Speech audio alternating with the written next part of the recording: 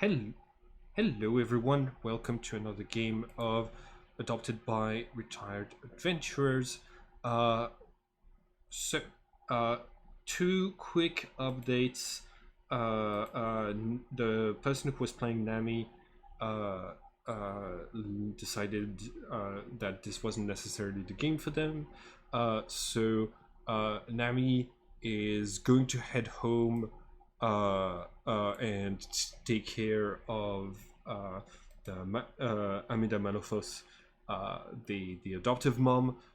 If we get somebody else to come into the campaign, we can either add a new sibling or like rework Nami, do sort of like soft reboot of the character, or maybe even a hard reboot of the character, and go from there.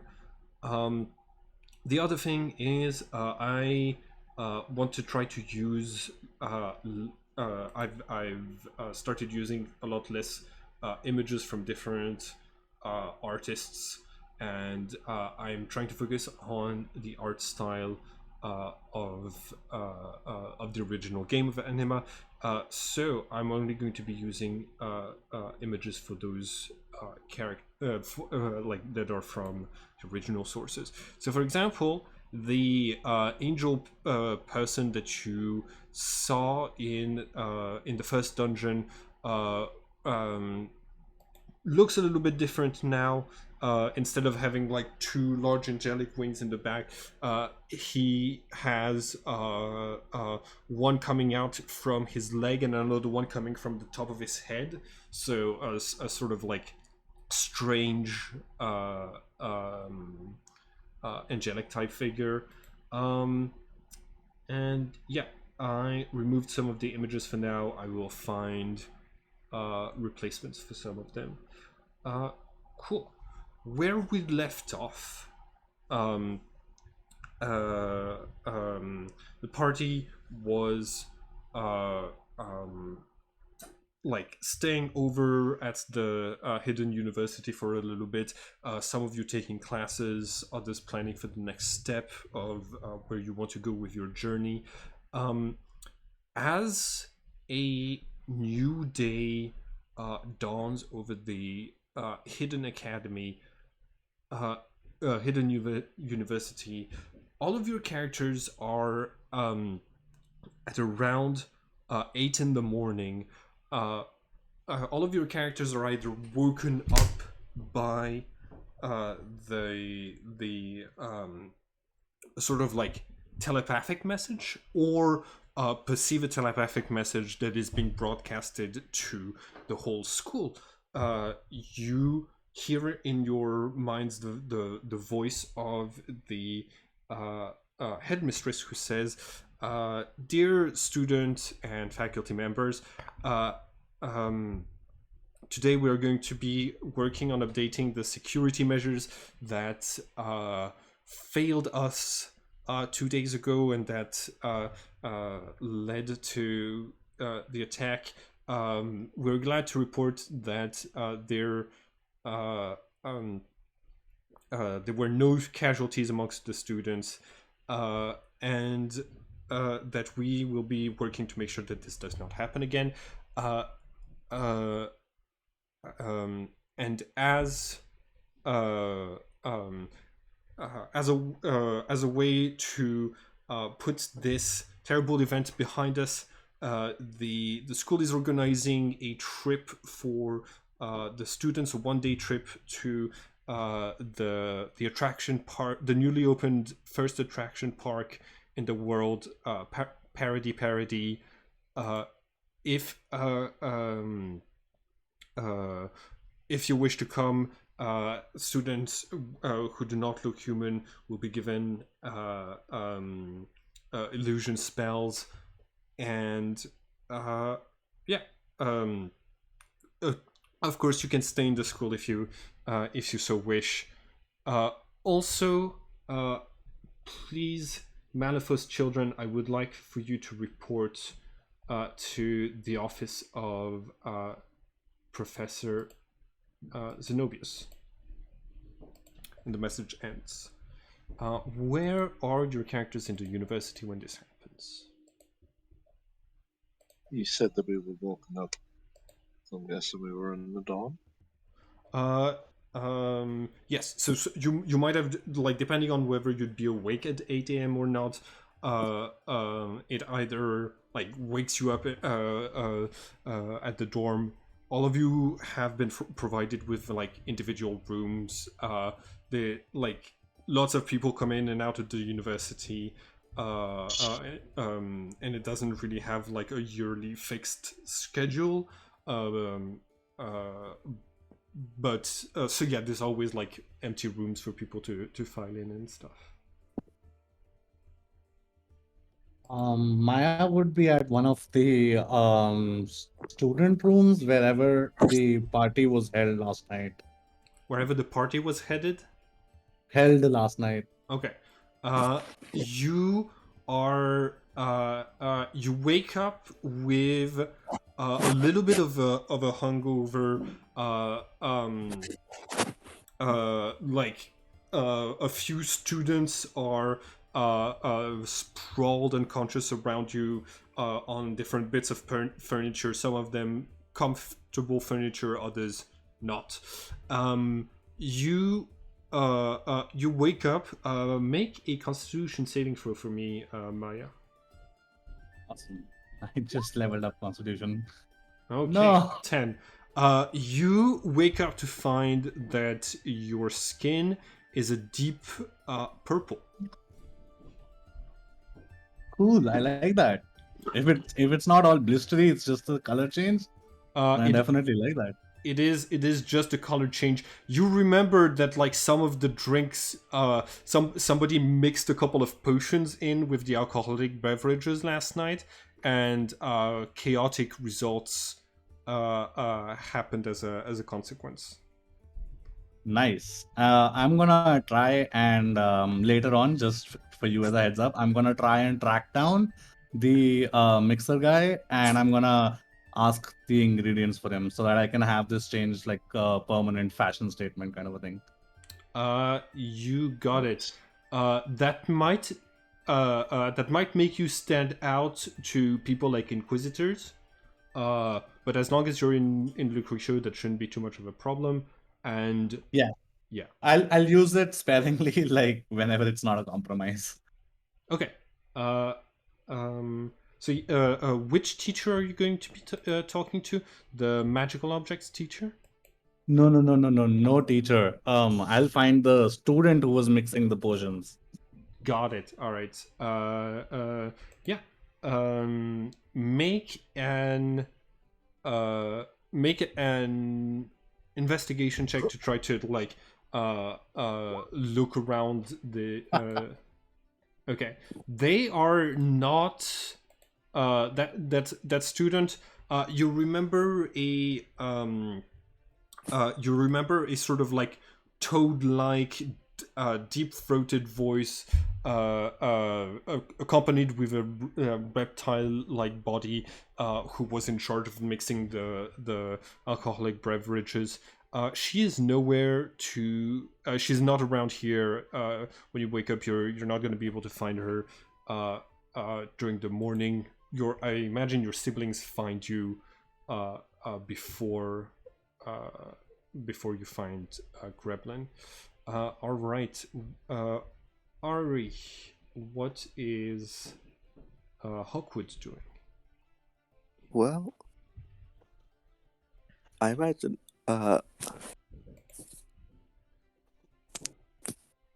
probably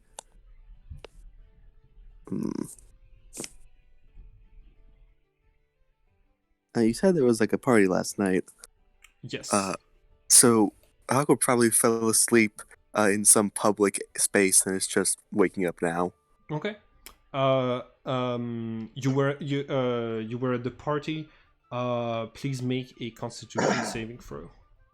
Oh goodness.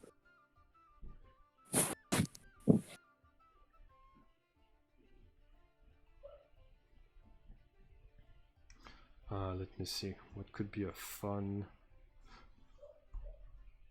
Oh, sorry, you're not in Rule 20. Would you like me to make a Constitution saving throw for you?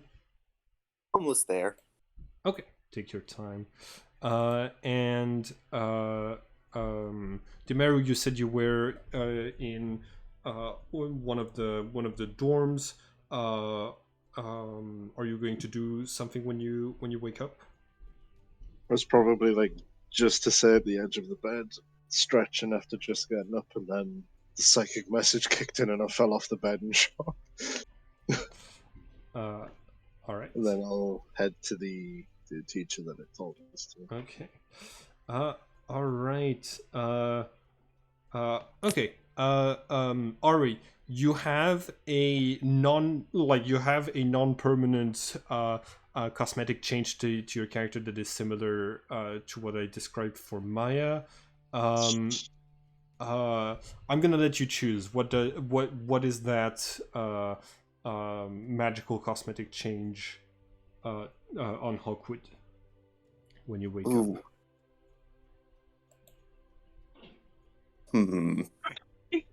Is there a limit to what these could be? Or Just as long as you make it funny, I think. then ooh, it's a good one. Oh no, this is you've put the pressure on me. All right.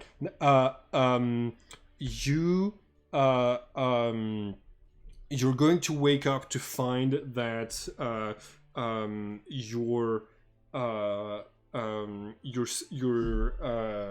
skin has sort of like texture like that of a map, where you're going to have like some places where mountains have grown over your skin, and like deep rivers in other places. Yeah. So like it just, you have like bumps and dips over your body that don't really make a lot of sense. Okay. Yeah, I never had anything to drink that did that before. That's new. Callback. What do you do? Where are you when you wake up, when you hear this message? Sorry. Woken up by the message in his room. Callback's gonna like kind of walk into the hallway, still half asleep, and just look around, having no idea where to go. Yes, that's right. You don't know where the different where the different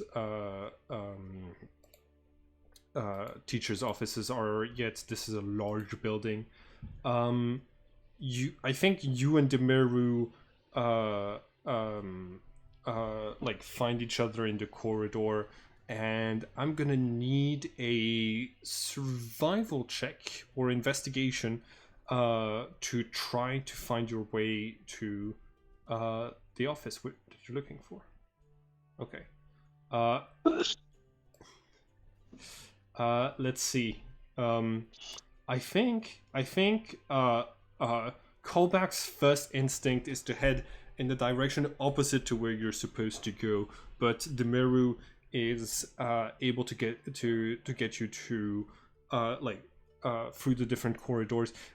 You know that each teacher's office is next to the classroom where they teach, and you know one of you attended a class on Gnosis. I think it was Maya yesterday. So you you're able to like find it. Along the way, you see one of the dorm rooms has the door sprawling open.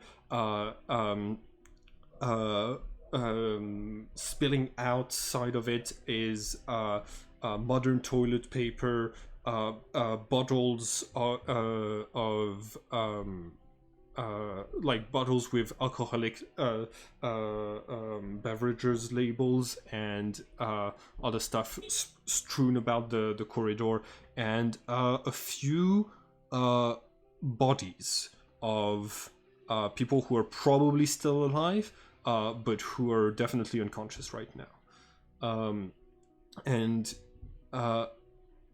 on a nearby through a nearby window, you're able to see that Hawkwood is like is waking up.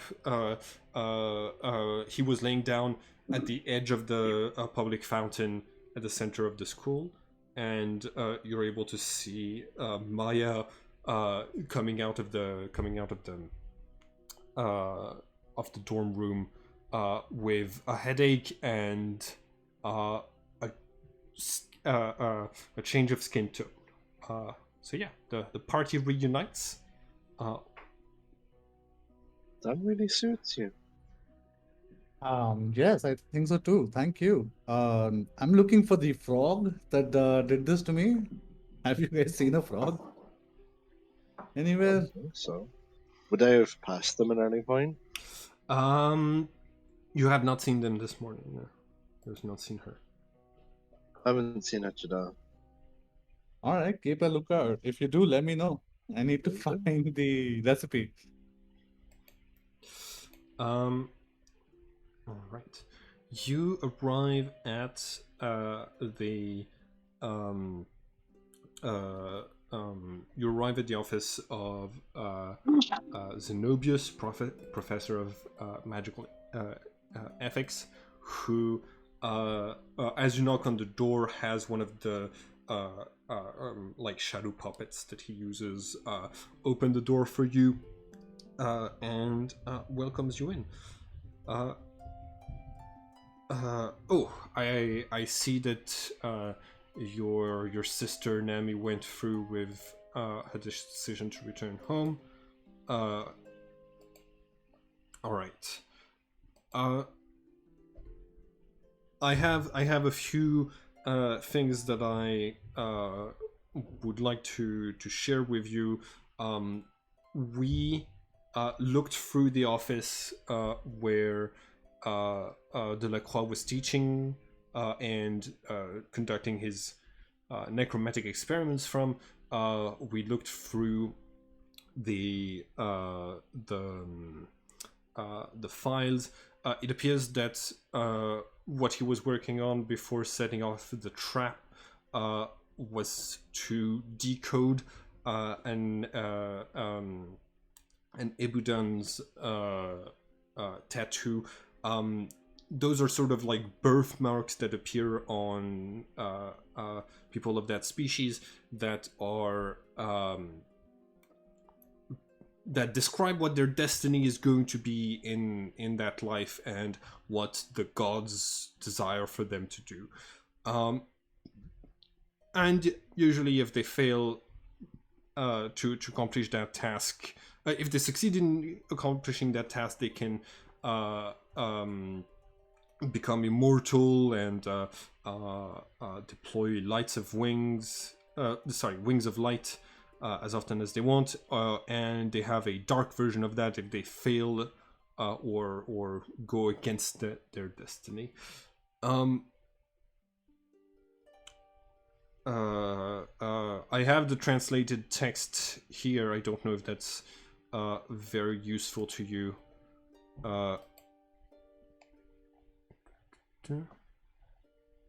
You see he starts to ruffle through some papers. Do you know why it is that he was looking to translate this? I don't have any idea myself.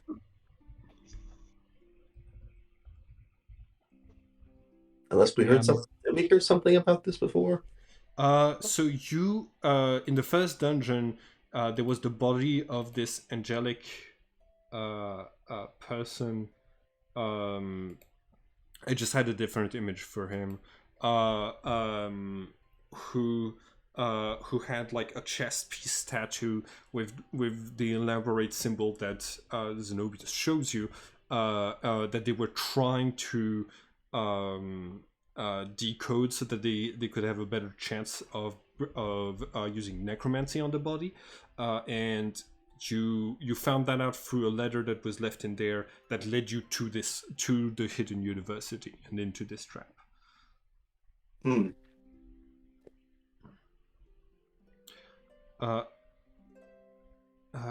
Yes. It says apparently this person's destiny was to stop a cataclysmic event that would take the lives of thousands of individuals, and let's see. Specifically, it says you will convince the Heart of Thorns not to take innumerable lives, and based on the coloration of the tattoo, it seems that this person failed to accomplish their destiny. But as there haven't been any,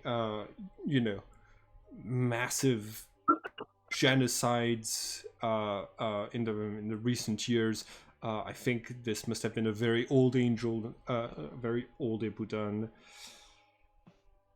Sadly, nothing to help you further into trying to find your father.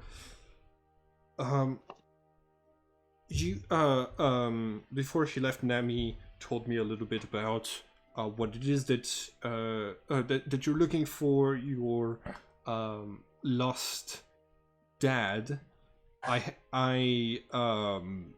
What she told me sparked my memory, and I looked through some old files.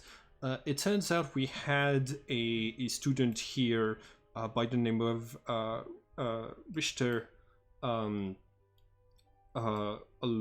few years ago, Richter Malifos, but he was expelled, and you see that he opens a book that has a lot of pictures of classes of students, and you see that in one of those pictures there's an image of young Richter. Yes, he was here during one of my sabbatical years where I was doing some magical research, so never really met him, but I heard the stories of why he was expelled. But we don't really keep track of our alumni or our dropouts in this school. I don't think there's necessarily a lot that can do to help you. But he, it says here that he had a gift with music and magic related to that music, and that he was trying to cultivate it when he stayed here for a few months.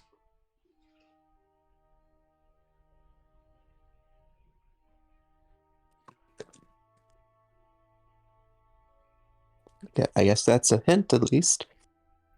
Maybe.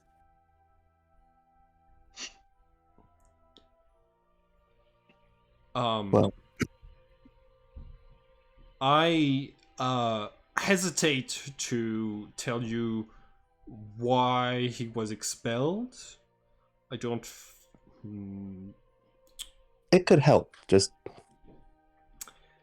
Well, it was the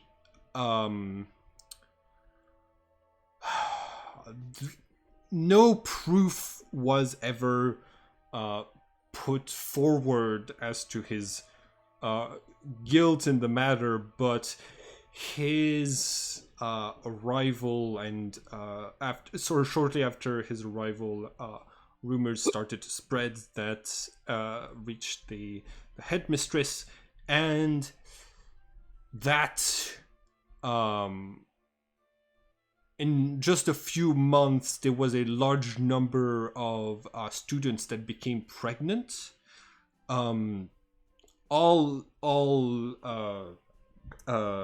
adults and consenting, but the sheer amount of chaos and complications that cause for students and parents of some students made the headmistress take the decision to have him expelled. Yeah, that sounds like him. I think you all owe an apology to Dad. If we find him, we'll definitely let you know, and you should send a letter. That doesn't sound like a good reason to expel a student. Well, there is a policy on um,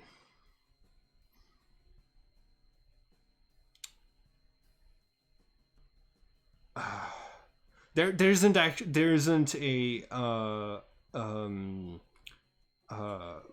there isn't per se a policy on polygamy or polyamory. It's just that some of those students actually had parents who are sponsors of the university, parents who were not necessarily always pleased to have a half human child, especially since those are extremely rare.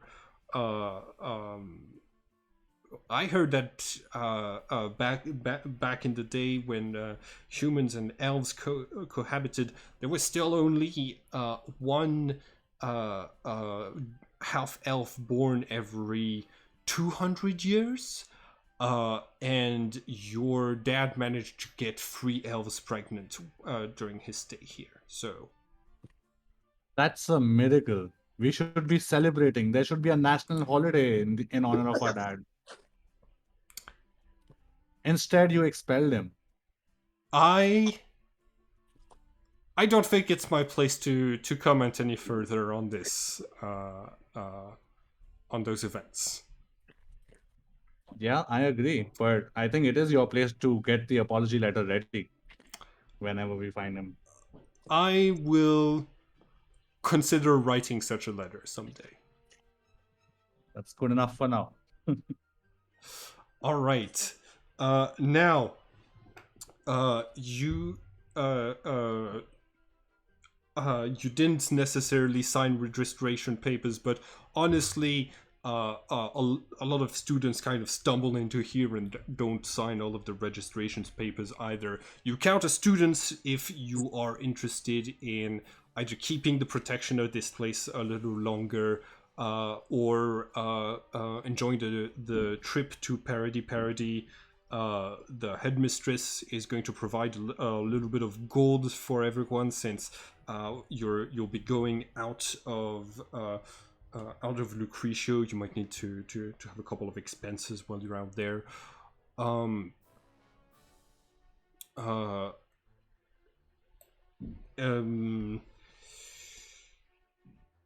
Also, letting you know, Hawkwood, your friends who survived and the bodies of the people who didn't were taken over by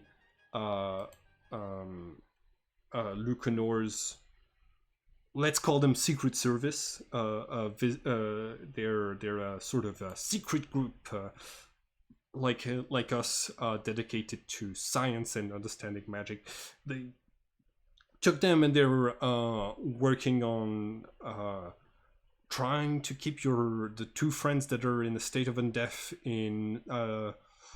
into a more controllable state. They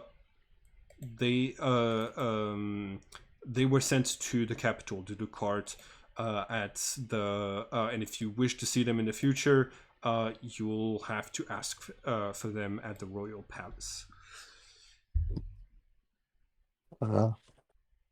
Thanks for telling me. It's good to know. Last, yeah. Do you have any questions? Do you have anything that you that you're trying to look into some more while you're here? Are you planning to stay as students for a little bit longer? The ban of your adoptive father does not extend to any of you, I promise. Although I would suggest you try to keep any behaviors you have that are similar to his under some amount of control. Got it. Got it. Uh, That means you do not, if you do write the letter, you will not be meaning the letter. No, I'm merely trying to make sure we don't have similar troubles with our sponsors or that.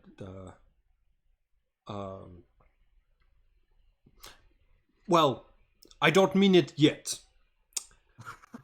At least you're honest. Uh, Fine. Did he at least get a warning before getting expelled? The whole situation was a little bit hush hush. Because of the sheer number of people who were involved. So I believe I believe he would have received a forewarning at some point. But once again, I was not there. I only heard rumors after the fact, stories. That's fine. I whisper to one of the cousins who's closest to me. Sibling, who's closest to me. I'm sure dad and the headmistress had a falling out and a breakup, and that's why he was expelled. Wouldn't surprise me. Yeah. Are you saying he was with the headmistress and had a bad breakup? Is that it? Yeah. Okay, got it. question. Does the headmistress fit any characters in the books? Does the headmistress what? Like, does the headmistress fit through either character or No. physical in any of the characters in the book? No, there's very few. Okay, so here, the reason why I don't have an image right now is because there are few black characters in the book. There are some. But among the few that they are and who are femme presenting, a lot of those images are over sexualized, and they're the part of the anima lore that I'm avoiding. So you can. So yeah, we might just not have an image for that character for a little bit until I find something. Yeah, Was I'm just that talking about like the- in the Adventures of Hatcher Spearlum books. Like, make a history check with advantage. Sorry, I thought you meant the anima games art no, style. Did we meet that character already? The headmistress. Yes. Yes. Also, she was the one with the the- amazingly well-shaped afro. Yeah, that's correct. The floating, ginormous hair. Okay. Ari. Character sheet's loading. History. Okay. You don't remember a mention of the hidden university. It seems that your father kept that part of his life out of his books. Interesting. What? Then I have no future insight into this.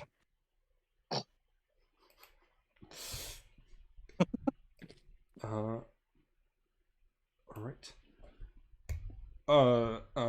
Well, if that's all, I have a question. Yes.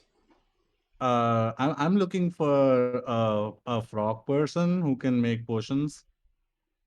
Oh, do you mean Greblin? Yeah, that's what they're called. Yeah. Yes, yes, yes.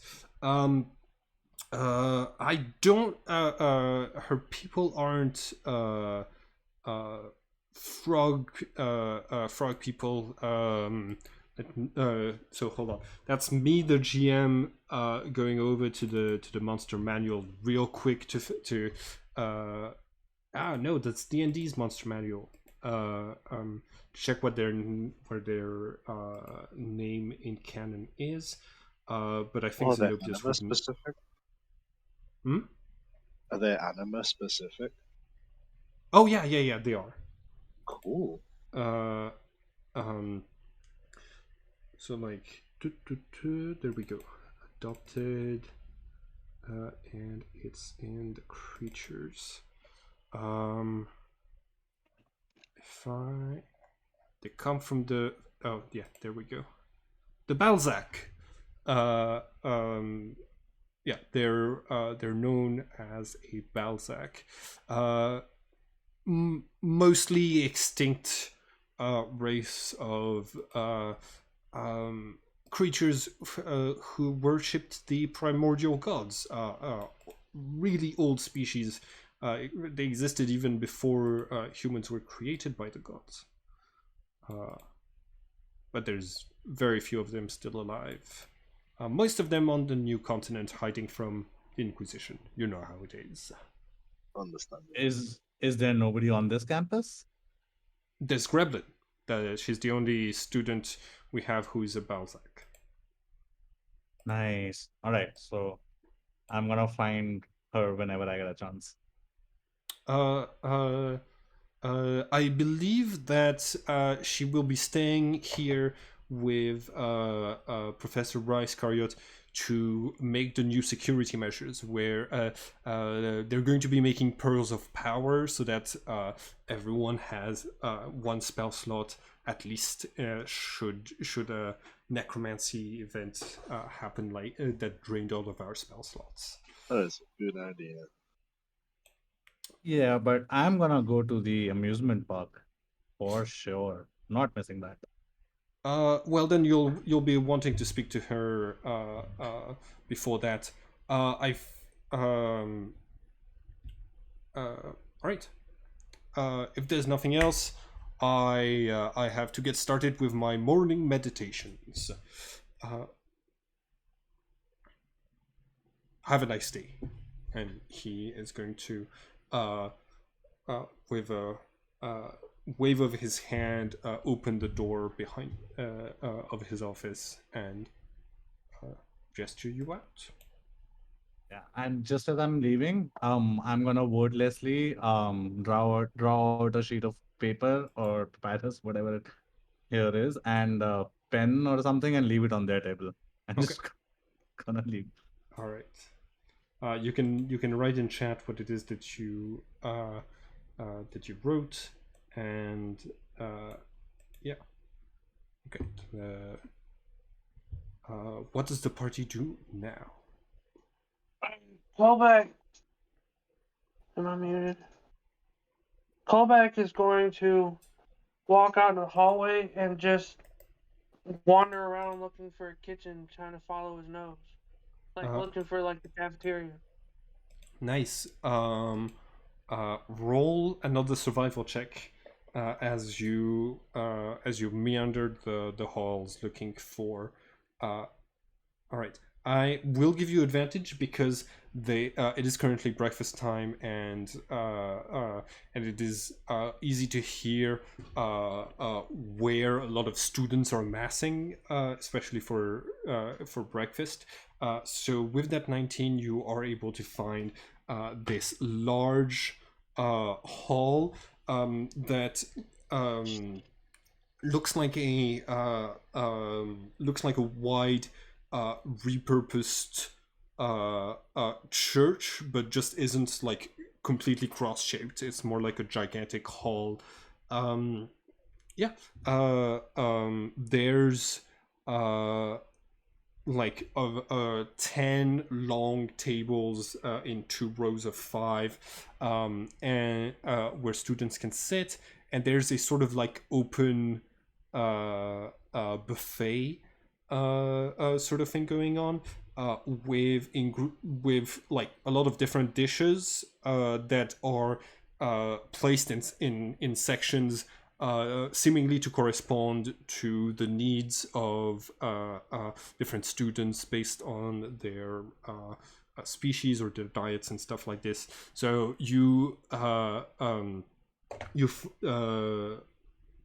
Kubak, you actually spot Greblin at one end of the table of the buffet, basically stocking up on what appears to be algae and other underwater plant life. The person that Maya's looking for? Yep.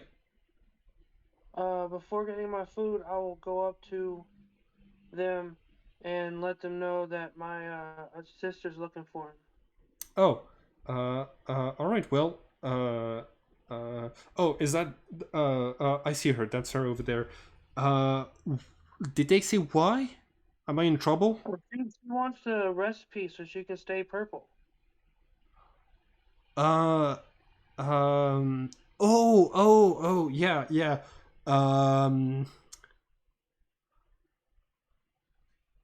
Let me, as a GM, make an intelligence check with disadvantage because she was drunk. Nice. Okay. So she takes a second and she says, I have no idea. There were 5 harmless potions that I was kind of mixing together. I don't know which combination I did to Maya, but all of them disappear after a day. If it's important to her, I could try to figure it out, but that's I would need a little bit of help. This is I've got other stuff to work on, homework. Well, feel free to go talk to her, see what she wants to do. All right. So yeah, the whole party is here. Greblin heads over to where Maya is and says, "Hey, Maya, yes, Yes. you were so drunk last night. You were singing all of those songs played by our magical recorder really loudly, and it seemed that all of them, it was the first time you were hearing a lot of them, but it was really fun. I have some bad news. I don't remember the recipe to the concoction that I gave you. Oh, that's sad, but do you think that we can maybe try and figure out together at another party tonight? Uh, I think I don't know if anyone's going to want to party after spending a day at Paradis, and I'm gonna be making pearls of power with Professor Iscariot. So, uh, Yeah, but I'm asking, like, not, I know that you're busy in the day, but I'm talking about in the night. And I don't mind if it's just a party between the two of us. okay, listen. You, uh, uh, all right. Here's the thing. If you could help me out with something, I can help you out with that. All right. Parody. It has some pretty amazing technology that is comparable to Dulucart. I have homework on that sort of stuff where I'm supposed to replicate a power source for that type of technology. I'm really late on it. So while you're there, if you could just steal the power source of one of the big contraptions they have there, uh, and bring it back, I will find a potion. I will find the ingredients to make you purple again. Maya is gonna put her hand on her mouth and act as if she's shocked that she's being asked to steal right now. Okay, listen. It's just it's But it's very clear that Maya is just teasing, and Okay. then Maya brings back at her, and she's like, "Yeah, girl, you got it. I'll do it for you." Yeah, okay. I hear that place makes a ton of money, and that they should be able to afford this. Um, believe me, you'll be paying them for the price of that battery with just the food that they because they overcharge the food there. Okay. Thank you. I appreciate you. Me too. I'll get you what you want. No problem. All right, deal. She shakes your hand. You when you take your hand back, you have a little bit of green mucus from Gremlin's skin left over on it. I want to check, or like, if you can tell me, is that mucus like disgusting mucus? Make a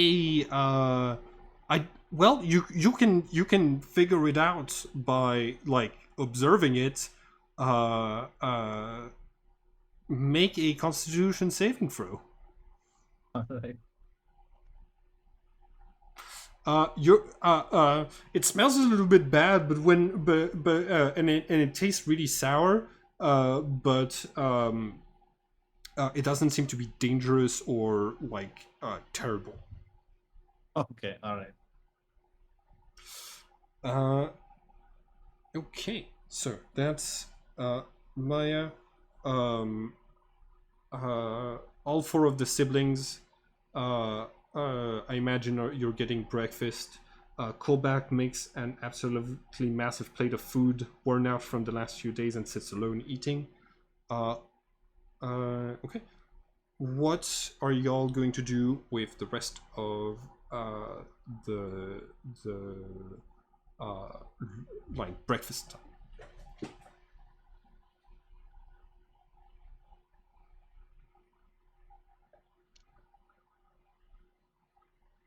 Okay. If there's nothing else, I think that towards the end of the breakfast, you see Professor Wang Shubo is going to gather the students and say, "All right, everybody, heading to Paradis, come with me. We're going to go to to the entrance, and headmistress is going to teleport us all there. Make sure that you have everything that you need. We're going to be gone for an entire day. This place is a little bit warmer than the climate that we have here. It is a water park, but if you don't have any swimwear, they sell them over there. All right. Everybody who does not look human, come talk to me. I will get you a ring of disguisement. And you see that like he starts handing them out to different students who can do the equivalent of casting disguise self for an entire day by putting those rings on. I think Maya would need one of those rings because she's purple right now. Yes. No questions asked. The professor hands you one of those as you're passing by. You can sort of choose your appearance. All right. I think I'll grab one as well because Okay. there's not a lot of features I can't hide very well. Make sure to those are property of the school. Make sure you return them at the end of the day. Don't lose them. Don't break them. Okay. Callback is gonna walk up to the group with his glaive strapped to his back. With his Weapon strapped to his back. his weapons. I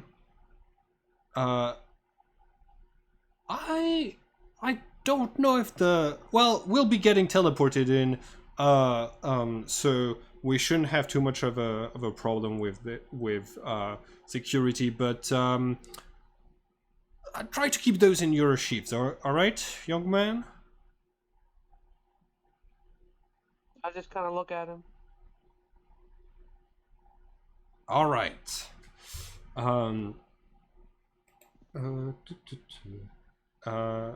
Cool.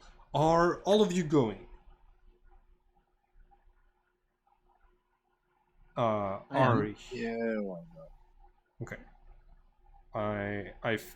It sounded like Maya and Demeru and Kobak are heading there. Hawkwood. Are you muted, Ari?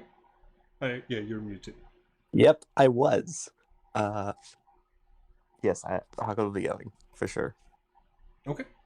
All right. You gather around. Okay.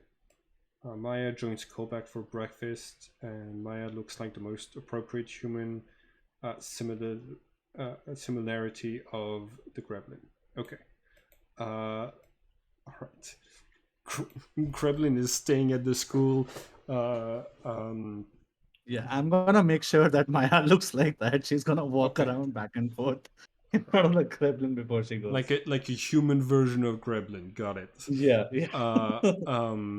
So yeah, it like it really like has an uncanny valley aspect to it, but you are looking human enough to be unrecognized amongst the people. So you see that a few of the teachers and many of the students are gathering in this hall. Everybody looking like a human at this point, and the headmistress arrives and says, "All right, everyone, we are going to be teleporting through the wake all the way to the reflection of Paradis, and then we're going to be stepping into the material world.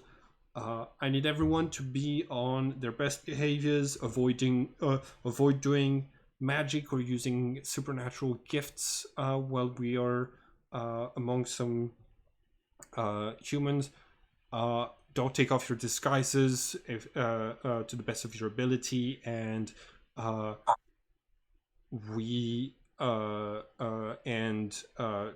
just generally be careful, but also have fun.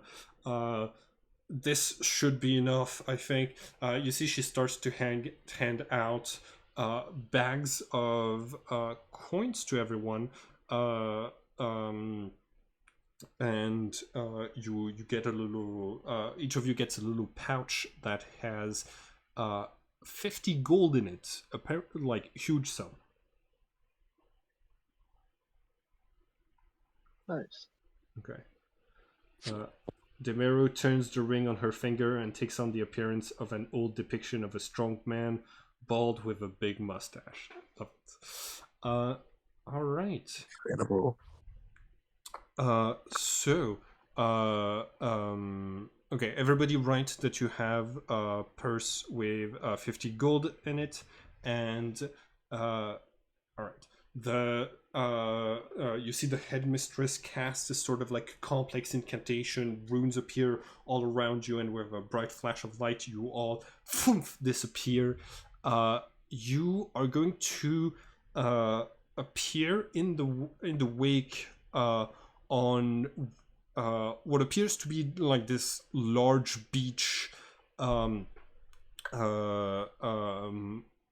it's a tropical sort of setting. There's palm trees around you, and there is a sort of like like the let's see, the wake, as you've come to understand, sort of reflects reality but enhances emotions. So you what you see arriving in this place are like large towers, cartoonish mascots with huge smiles, like fire spitters, roller coasters, different like lots of different like water slides, a few clowns, and just like the reflections of like lots of humans running around. Oh yeah, just Brom. Okay, cool, Brom. Yeah. So and after that, the headmistress kind of gathers all of you in a single place. She snaps her fingers and makes a large mirror appear, and directs every student to go through the mirror one by one, to basically make their way back to Gaia, to the real world. Each of you are going to exit through the bathrooms of this place. They seem to have modern plumbing, although and like there's like, it's strange for anyone who's like in the real world to just see like 80 people coming out of the restrooms, all coming out of the same stall in like 3 minutes intervals, but that is what happens. All right, by the way, according to the map, you were teleported 4,000 kilometers all the way to the small island of Paradis. And yeah, looking around you, it looks like this advanced fair. It's got machinery that looks more like more advanced than what any place has the right to be in a sort of medieval setting. There's like electric lighting, just like in the capital, and there's lots of people running around in swimwear, having fun. So yeah, there's lots of like different activities that your characters can do. I can list them if you want. You can sort of like assume some of the things that are present here. What are the Malifaux siblings going to do?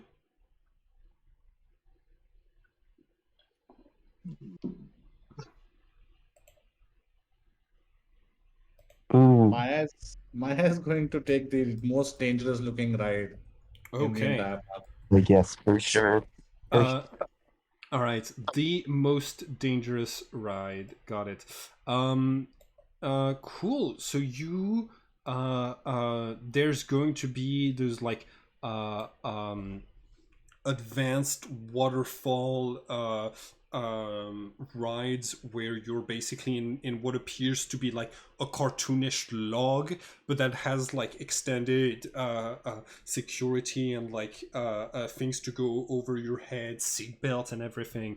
But that has lots of people going through it, screaming at the top of their lungs, looking to have a lot of fun.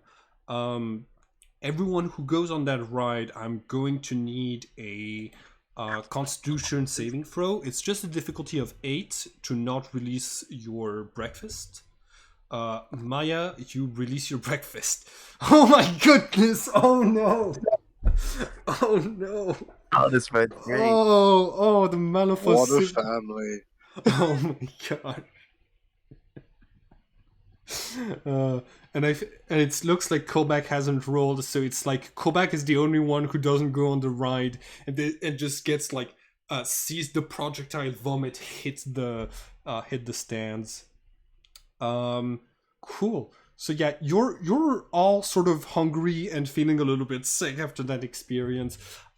You see that like coming out of that ride, there's a section of the park that is dedicated to underwater wildlife. Um,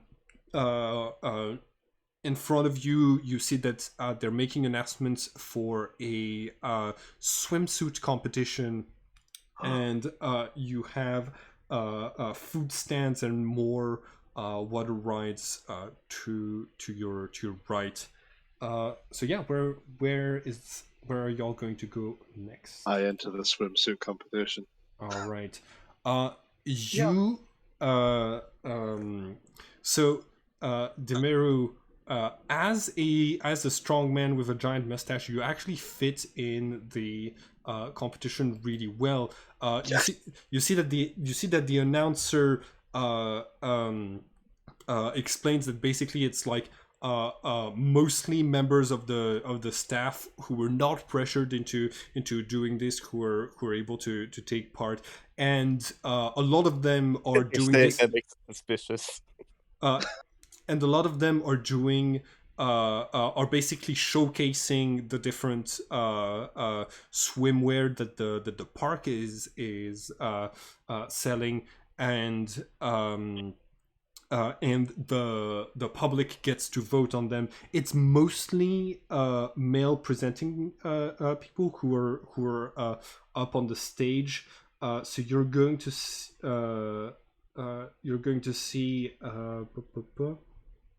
Okay, Demeru, you have to get yourself okay.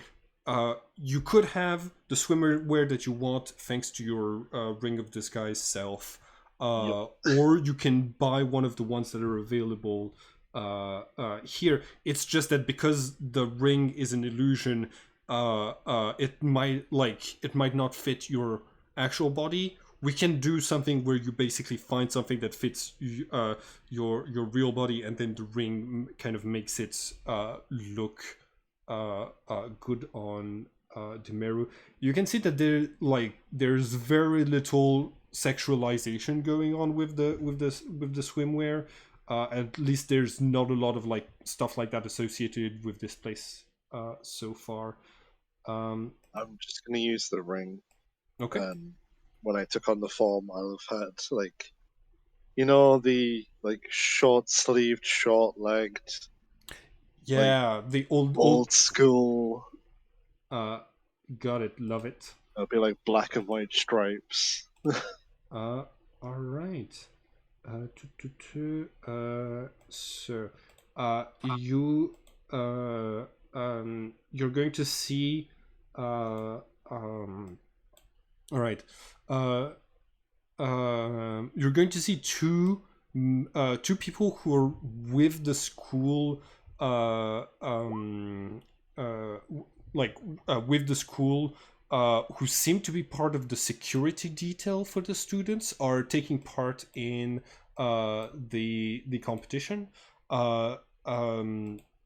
So for this person, Lorenzo, is showing off a swimsuit that stops his mechanical arm from short-circuiting, and another member of the security, Jonathan Steiner, also participates, showing like a swimsuit that that goes up in sizes. And like the commentator is going to illustrate that, yeah, they do their best to have all sizes of swimwear, because they know lots of different people come into a place like this. And you get this really buff looking swimmer, like doesn't still has the helmet from the image, doesn't have the axe and the bits and pieces of armor, but just refuses to take off the helmet, but still strikes a pause. Demeru, make a charisma roll as you're competing with those three. I wanna, Simon. I wanna convince. Like Maya wants to convince Kulbak to also participate in the swimsuit competition. Okay. Make a persuasion check. Callback, this is not necessarily binding, but you can also just like explain how you're convincing him. All right. So even with the minus one, because those are not necessarily charismatic people, they you see that like the other three are able to steal to kind of steal the show. Oh, sorry, that was a persuasion. That was not Demeru's charisma roll. Demeru. Okay. I think that your illusion looks a little bit like too more real than life. And so like you don't get as like you get some cheers from the audience, but not not as loud as the other three participants. So And I think Demera gets up there and then suddenly like has the stage like fright. the body language of a very feminine, shy person, Yes. while presenting as a very large, muscular man. Yeah. Like yeah, there is a little bit of that contrast. You do see that some of the other participants have a little bit of that, but with a lot more confidence. Callback is not swayed and is not going to take part in that contest. Right.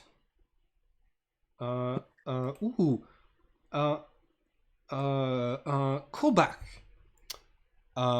Make a wisdom saving throw for me, and I need you to answer my question after that.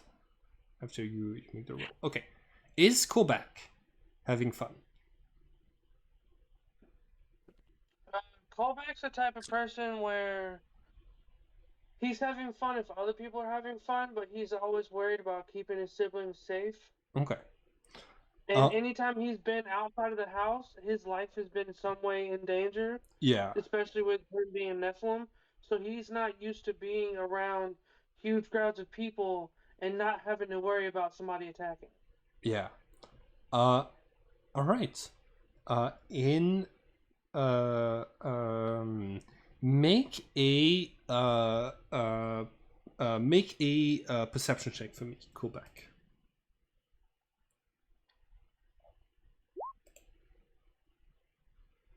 What did you roll? 11. Okay. You're going to see that this place you're good like as everybody around you is having fun, you're going to see this large clown animatronic that is handing out balloons to kids that locks eyes with you and keeps staring at you the whole time that it's handing out balloons, and it has this like weird clown laugh that is and it's the attention of this animatronic is focused on you entirely. That's terrifying. Tell me about it. What is so like what is Hawkwood doing in that scene? Well, now that I'm done throwing up after that first ride, I guess since everyone else at the swimsuit competition, I don't think I'll join because there's a lot of people in there already. I'll go watch. I'll go see Okay. how things are going. I would like for you to make a wisdom save. And Ooh. I'm notoriously great at those. uh-huh. Don't stab me. I've only made a character worse at them. That's 6. All right, excellent. Are you having fun? absolutely. Okay, cool. All right. Okay. The competition closes for the time being. I think. Hold on. Give me 1 second. In the order that I opened them. It means it was the larger guy that rolled. Yeah, the highest. Jonathan Steiner won the competition today. Nice. So, yeah, like I think he's able to show off like people who have more fat are able to like swim so like stuff like the butterfly much easier because they float much better. So he's able to show that off and win the competition through that. Hey, when you are a bigger dude, the level of confidence it takes to enter a competition like that is exactly why Jack Black is so famous.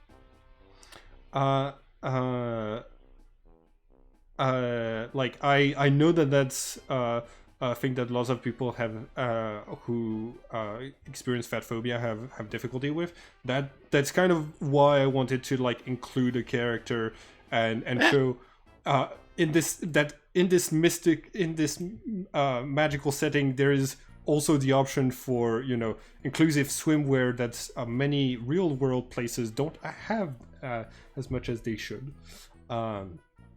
Oh, definitely. Yeah. It's Have swimwear, awful. try clothes in general. Yeah. Clothes in I wear a general. 4X. Yeah. Walmart doesn't even carry my size. Yeah. My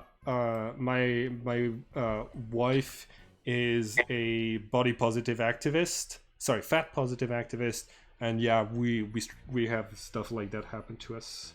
Well, her specifically. All I the time. struggle even finding shoes. Size 12 in the UK. Most shoe sizes stop at 10. It's really irritating. All right.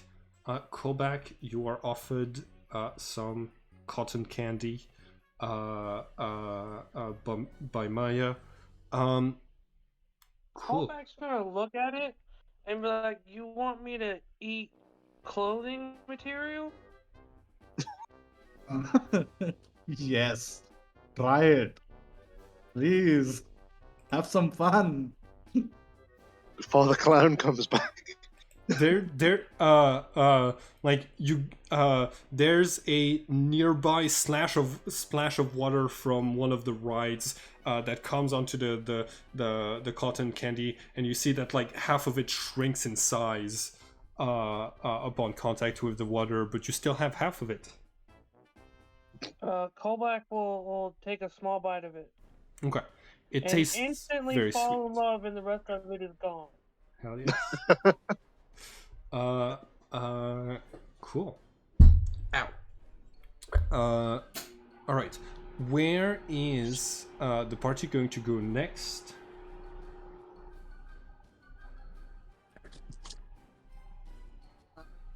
Maya would probably like if there's some other rights that interest her, then maybe those. But eventually, like she will turn to try and steal a power source. Okay. Make a. So yeah, there are other rides, and going through them does give you a chance to like try to figure out where power sources might be. Make an investigation check. The park does its best to kind of like keep the mechanical stuff behind some like big walls with lots of like cartoonish animals, but yeah. I'm gonna give you advantage on that investigation check. Awesome. Also, Maya would like try her hardest to get Kulbak to ride along with her. Okay.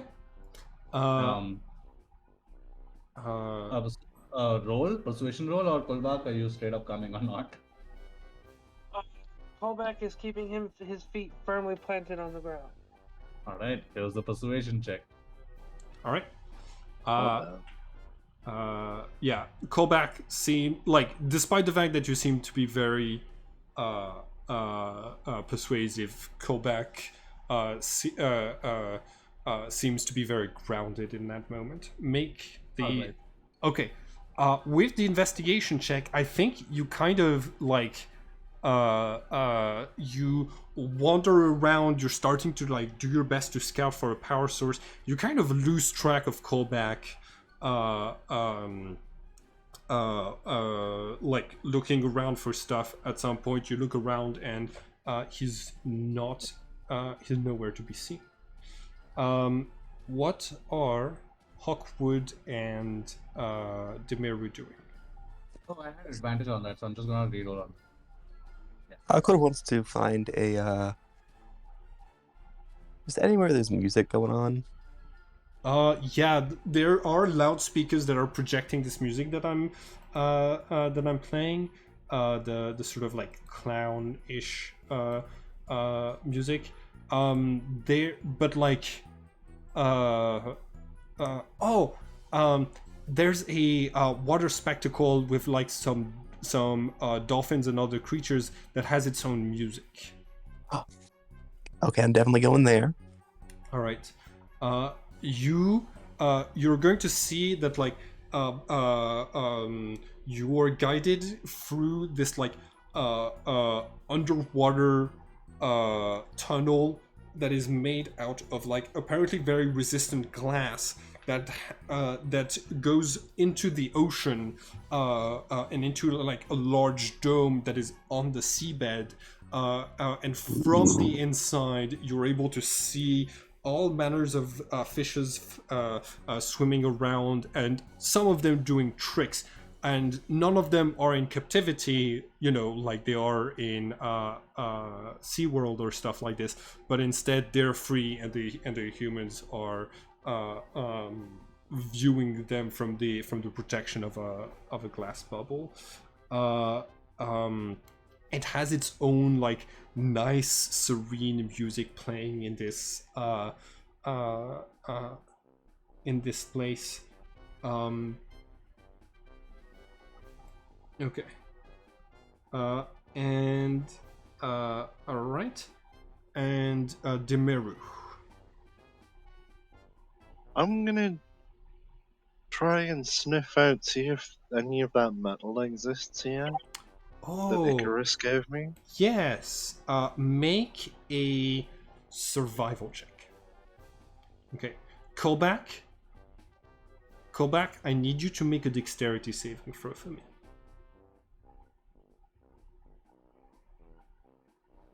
Okay.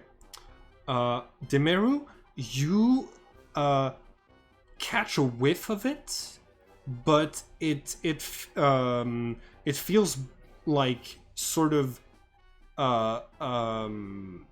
it's sort of drowned out by the smell of chlorine and like the smell of fish, the smells of the sea in general. But you do catch a whiff of it, like somewhere in this park there is there is a little bit of gold. There's a little bit of white steel. Okay, and callback. Okay, callback. At some point, you are following along with Demiru. Maya is looking around for a thing. You in that moment need feel the urge to pee. You head off to the bathroom, and as you are doing what you're doing, the floor falls from beneath you, and you slide down this tunnel in deep darkness, splashing around, falling for what feels like 50 seconds before finally you splash down in a pitch black room deep underground, and you don't see anything, but in the water you feel stuff floating around you. and you hear a click click as the floor pops back up in the bathroom and closes behind you. Did I see any of this? Make a perception check. You might have heard a shout. Okay, Demeru, like you definitely Kolbak told you that he needed to go to the bathroom. You hear like a scream at some point that sounds like Kolbak, but it doesn't. But it's so short and it doesn't make a lot of sense because he wouldn't be on a ride.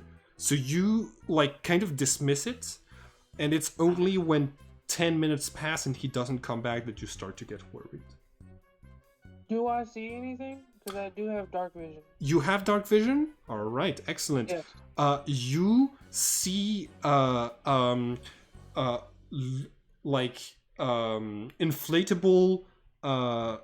animals of different kinds that are large and cartoony and that are like half deflated, floating around, and you're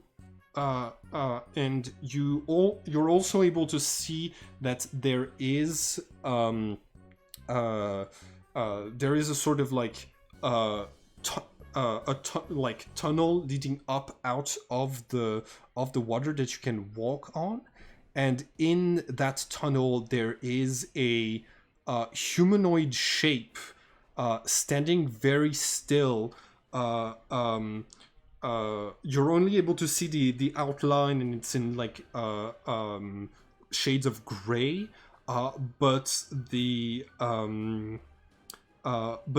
figure seems to be holding 10 balloons that are floating above its head.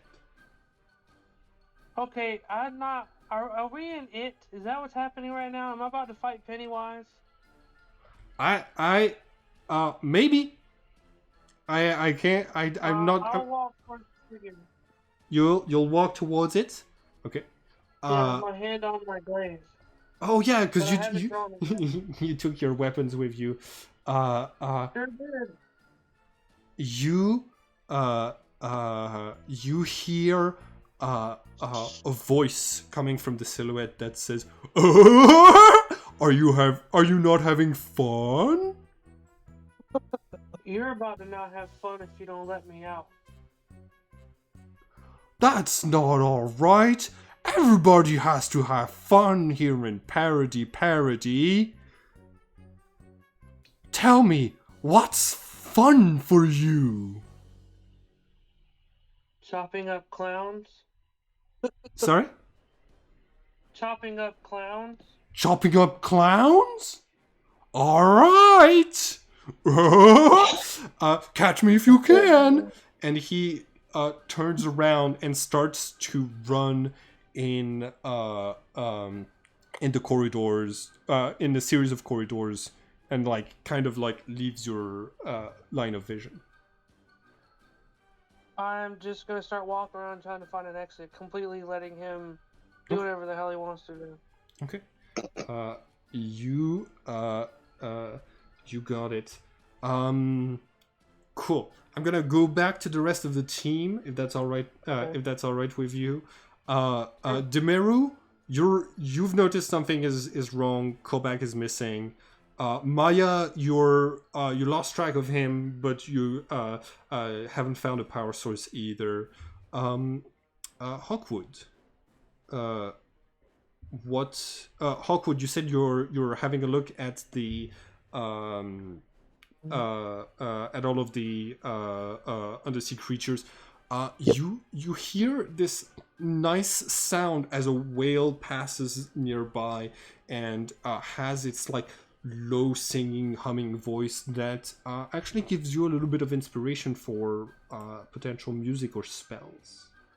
Ooh, The bardic whale. bard whale.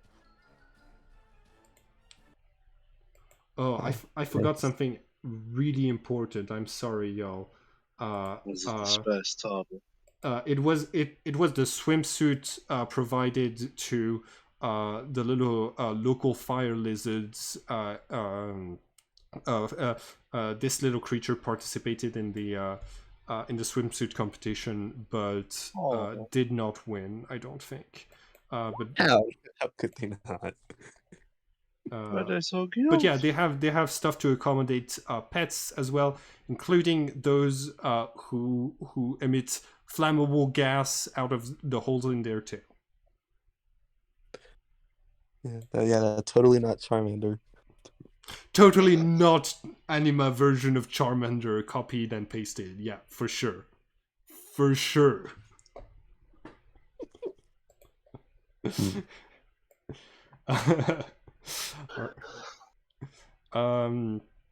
So yeah, what are the party that is above ground doing? I'm trying to find everybody. Okay. Perception check. All three of you to kind of hear Demeru to find the others to hear Demeru calling for you. Oh, I think with that 22, yeah, you're able to find Maya and Hawkwood pretty quickly. At least somebody's rolling well today. Yeah. Kind of, as long as it's in a swimsuit competition. Maya, you you have found this basically richly decorated with undersea tiles manhole in the ground, and you hear a mechanical sound, and the sound the sound of a steam engine coming from beneath your feet. As Demeru catches you, you think you found a place that might have a power source. I'm gonna signal to Demaru, and if she's close by, then I'm gonna tell her that I'm going down there. Okay. Without waiting for a reply, though. Callback is missing. Is there any way we can hurry this up, and I'll start climbing down as well? All right, this is a perception to check to hear, and yeah, the DC was Okay. 12. Well, let's Hear that. just give this a try first, and Aqua's gonna start polishing his horn. Getting ready. Oh no! So hold on. Callback took his blades. Hawkwood, you took your war horn. Oh, I took everything. I don't see why I wouldn't. Okay, cool. Yeah, you got the sunblade, you got the armor. I guess your your helmet has a little bit of vomit in it then because of the yeah. Like if you were if you were wearing your whole equipment during this whole time, then yeah. Yeah. Okay. Cool. Where do we there are lockers and changing rooms and such, so your character, so if you didn't have all of your stuff the whole time, you can pick it back up now. All right. The three of you are near the manhole. Maya, make an athletics check to try to lift this thing up from the ground. Yeah. Maya, you push with your knees, you flex, you're able to you see that it looks like a large submarine metal hatch with the wheel. But and there's a large metal ladder heading down, but someone seems to have left this latch open. Awesome, that's good for me. So I head down the ladder. Okay. Do you have a source of light? Ooh. It is completely dark down there. No, I do not. Do I have dark vision or something though? Yes, I do. Oh, as an elf? Okay, cool. You have dark vision. Okay. Hawkwood is following. You don't necessarily have dark vision because I think you're human, but you do have the sunblade if you want to turn it on, and Demiru, you might have dark vision. Yeah, I don't know. I'll turn the Yeah, I'm a sunlight on. tiefling. All right. You find yourselves in, like, as the you climb down into a dark corridor made of cement and metal, that is that has water going up to your ankles, and different like, you know, bits of cardboard boxes that had fries in them floating in the water. Someone's swimsuit is floating over there. There's a bag of full of like rations in a tent floating nearby. You're in this like long corridor that branches out into 5 different directions. As the last of you comes to like walks down, you hear a as the hatch above your head closes. All right. How deep is the water? Ankle deep, so like really like just a okay. few centimeters. I look around to find a power source or something that looks like the power source or something. Okay, roll Arcana for me. Ooh, Arcana. Yeah. 15. Hell yes. All right. You you look around. You find this metal door that has like the symbol of of lightning and the words danger on it, and with like still water up to your ankles. You hear the whirring of a large engine on the other side of that door. It appears to be locked. Callback. We're going to go back to you. You're looking around for an exit. Make a perception check.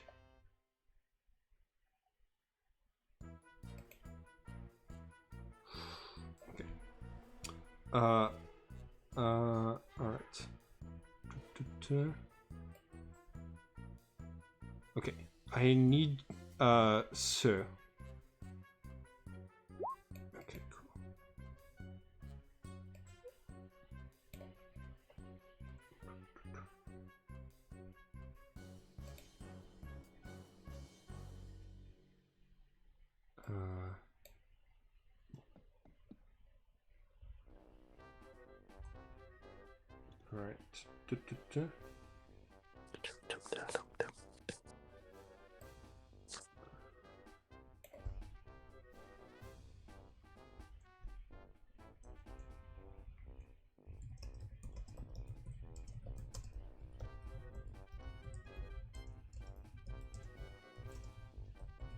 All right. All right.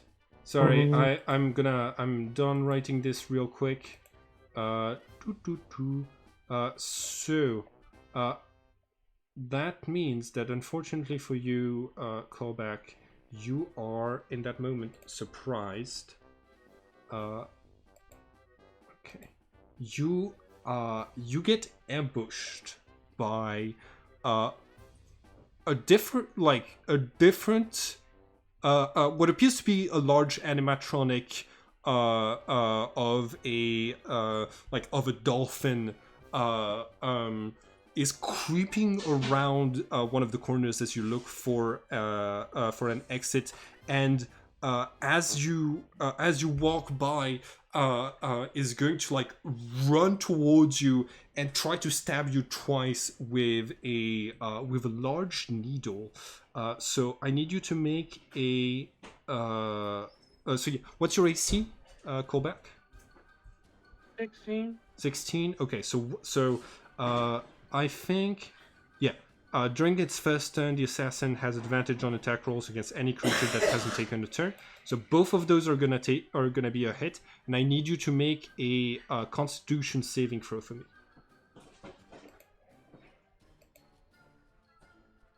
All right, cool. Two Constitution saving throws because you got okay. So you're able to resist it. You take 13 points of damage from the needle stabbing you, and you feel something that gets injected in your back as a weird poison. You're able to resist it, but you feel the urge to start laughing. Okay. And then I need you to roll. I need actually everyone to roll initiative because the rest of the party you're gonna hear Kolbak's scream of pain as this happens. All right, let me grab a token for. Oh my gosh, I should have thought about it before I said large dolphin animatronic. I don't think I have a token that matches that description really well. No, you don't have a dolphin token? That's like the first token you get. It's Especially an animatronic one. the most applicable to all situations. These initiative rolls. I'm gonna surprise you by having a really buff shark sprite that I'm gonna be using for this. There we go. There he is. All right. In turn order. Okay. It's taking a second to load.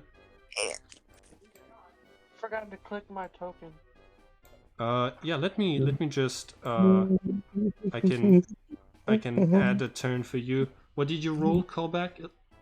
14. 14. All right, Callback. You're the first to act. I will. Bonus action rage, which means I need to roll for that.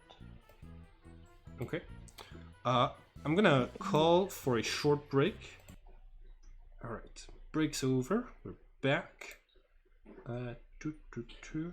Callback, you bonus action raged. Oh, you rolled a 4, which means magic infuses one weapon of your choice that you are holding until your rage ends. The weapon's damage type changes to force and gains the light and thrown properties with a normal range of 20 feet and a long range of 60 feet. If the weapon leaves your hand, the weapon reappears in your hand at the end of the current turn. Nice. Okay. That's ridiculous with a glaive. Yeah. So you're now able to throw your glaive, and it does force damage. So like it starts to like hum with a field of energy around it. Cool.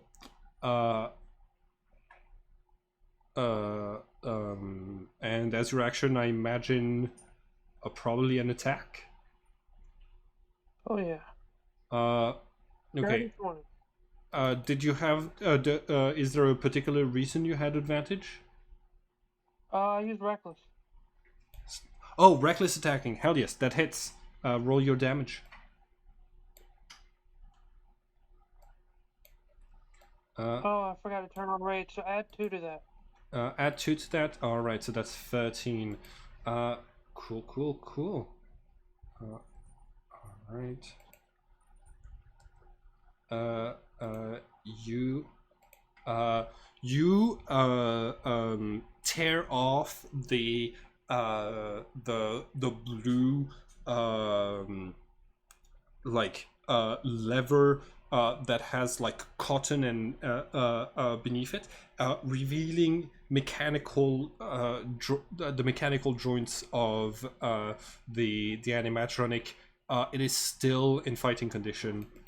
All right, Maya, you hear Callback roaring, entering a rage. He's actually just a few corridors away from you. He's within 30 feet, so you can take part in the combat if you want.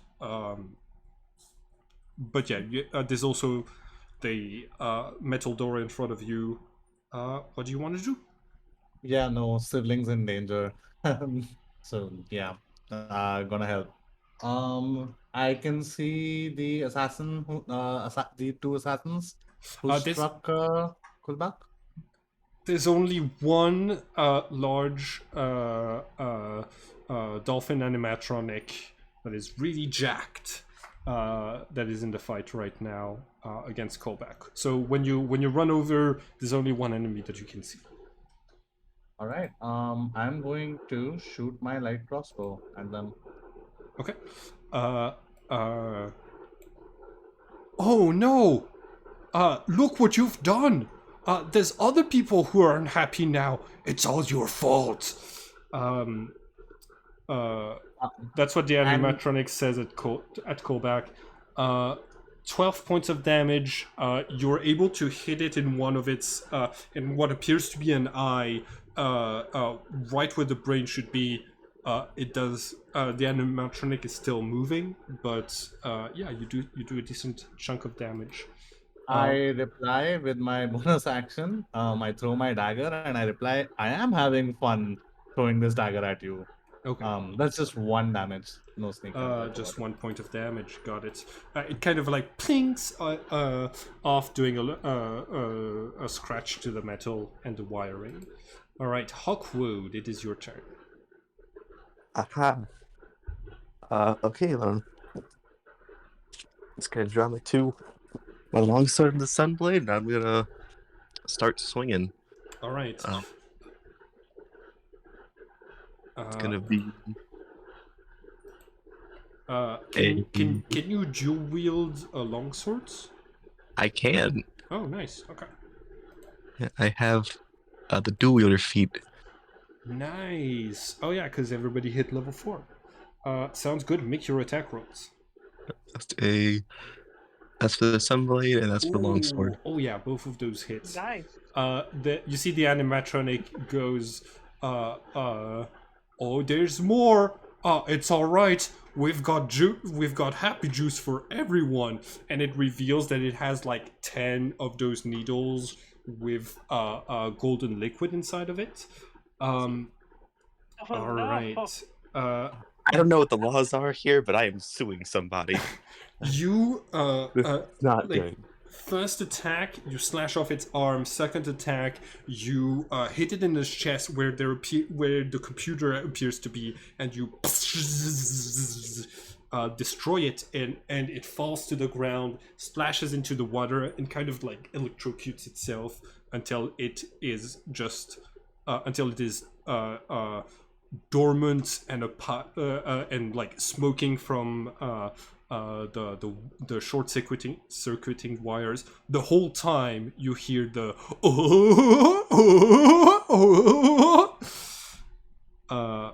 being repeated, but you're now out of combat. I'm gonna try and loot whatever I can from this thing. Okay. This may be owned by the park, but it attacked us first, so they can deal with it. You can Don't worry, I'll get rid of the evidence.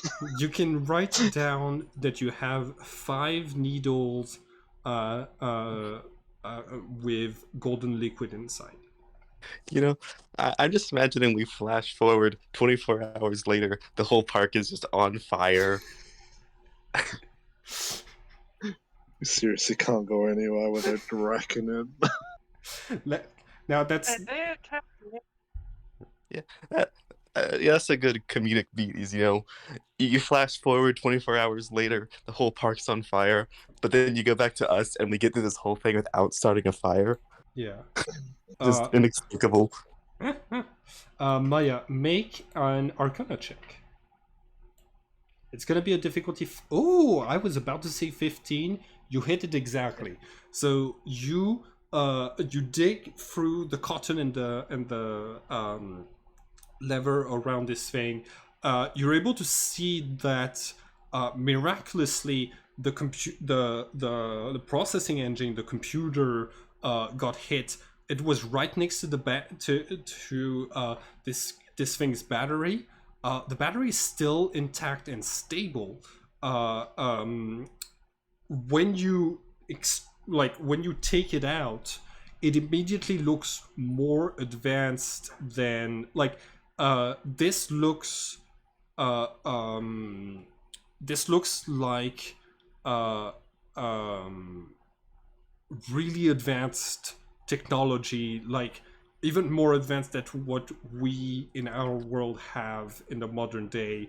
It's this small round battery with like circles of light coming out of it that seems to hold a tremendous amount of power. You can write it in your stuff that you now have. It's called a techno magical battery. Okay. Does this clown smell like the correct metals? Right now it smells a lot of like burnt stuff and short circuiting, so I'm gonna need you to roll investigation to find out. Let's say difficulty 14. It smells like burnt plastic right now, so you cannot you can like and all of the metal is like singed from the electricity, so you cannot tell if it's the kind of metal that you're looking for.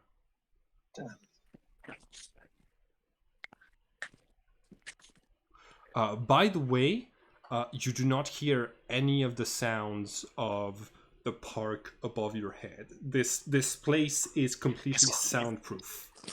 I think everybody's dead.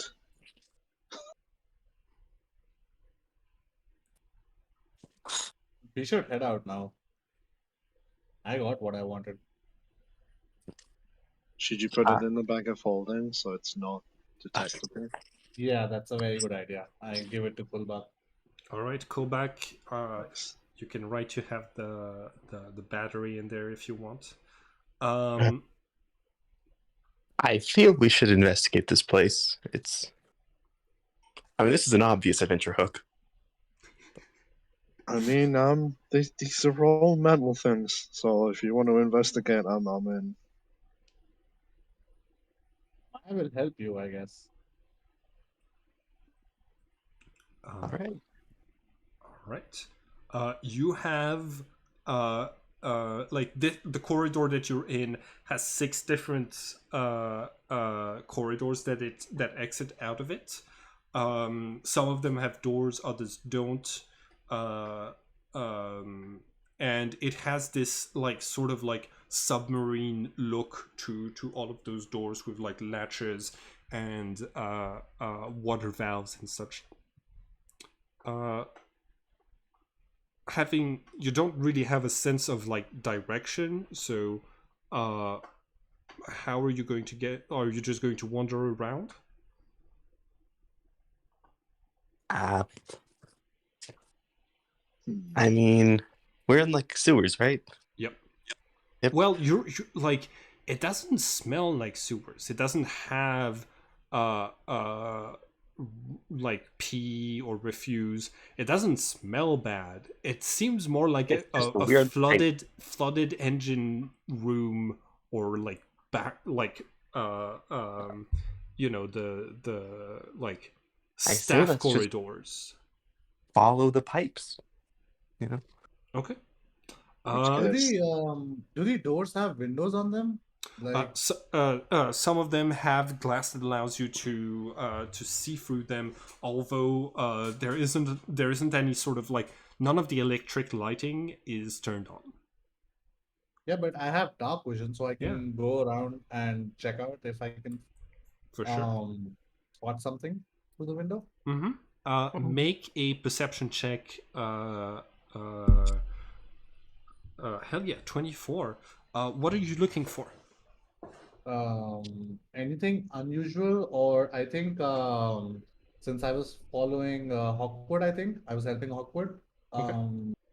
So they can describe if what they were looking for in my step. Okay. I think so you look through one of the windows on one of the metal doors, and you're going to see a you're going to see a room with 10 uh 10 humanoid shapes standing there, uh all of them facing away from the door, uh um and you can like you're able to, you're not able to see very clearly what they're doing. There is some amount of movement, but it's mostly all of them are moving a single hand, uh uh dipping something down in little tablets that they have next to them, and then uh bringing it up to their faces and doing movements like they're drawing something with paint on their faces. There is a large mirror towards the back of the room, and you can, and through it, you're able to perceive that those 10 humans, apparently in a trance, are doing clown makeups on their faces. I think before we go any further, I am going to cast Armor of Agathis on myself, and then cast Long Strider. Wow, that's all of the fireballs. Wait, Oh. what? I didn't mean to That is click not the that. damage that it should be. Hold on, give me 1 second. Oh no, I didn't mean to click it. I'm working on it on my sheet. I'm not casting Right. anything. Okay. Got it. Yeah, you clicked it a few times, so I thought that basically your reaction to my description of all of those clowns was burn them. Do they look? I'm sorry. I was in the middle of this. Do they look human or robotic? They all seem to be humans in a trance. All of them are wearing the all that they're wearing right now is swimwear. Okay. No, I'm not casting anything. I clicked on it by accident. Okay. I'm just gonna say this is I don't know why they're doing this. This is obviously some kind of like kidnapping ring based around this park. Should we try to rescue them? Yeah. That seems like the right answer. All right. But I would fight? like for everyone to make a wisdom saving throw.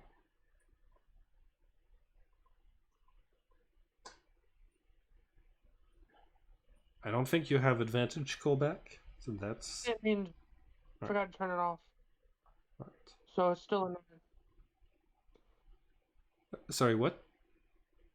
It's a 9. I forgot to turn it off. Yeah, that's all. That's all good. All right. You call back. What, like, you get while you're having this talk, you get the sensation that you're being observed. Like something large is focusing a lot of its attention on you, and in the distance you hear echoing through the metal corridors, you hear the sounds of movement and a few voices saying, "Someone's not having fun. Let's go brighten up their day. Let's go. And like multiple voices. I instantly start walking towards the voices. You want to head towards the voices? Oh yeah. Okay, cool. Somebody's getting blown up today. All right. Cool. So the party, you hear those echoes happening, and you see Kolbag is starting to head in that general direction. Is that direction away from the door of Yes. the tent? Yes, Okay. it is. Did I get to finish my spells before this happened? Yes. What spells were you casting? I already had Barkskin on because I casted as we came down. Yep. And I just cast Armor of Agathis and Long Strider. Okay. Only one of those is concentration. Yep. Okay. Sounds Barkskin is Longstrider and Armor of Agathis. cool. So yeah, you have what do those spells look like uh on the Meru? With the disguise self ring, I'm not sure that there's Mhm. much to see. Okay. Sounds good. Um, cool. All right. Everybody heads towards the sounds of laughter. Yeah, I follow Kulbak if he's moving. Callback is pissed right now, so yeah. All right. This place is creepy. I'm glad you like it, Ari. Um, okay. As Oh, you, wait. Can I alter one thing from what I said I was going to do? yeah. I'm gonna upcast Longstrider, and I'm going to cast it at level 2 instead, so I can target an additional person. And eh, I'm gonna use that on Hawkwood. Okay. Oh, nice. Thank you.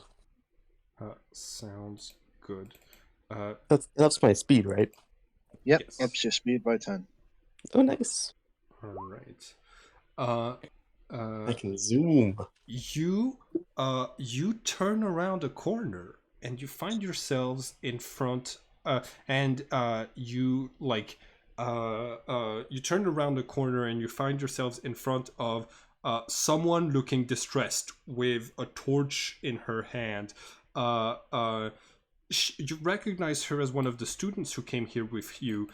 She has uh, uh, her disguise ring makes her ears look more round, but she had pointed ears when you were at the school. You did not get a chance to talk to this person, but like she like sees you, brandishes her weapons at you, and says, "Oh my god, you're not one of those creeps. What are you? What the fuck is this place?"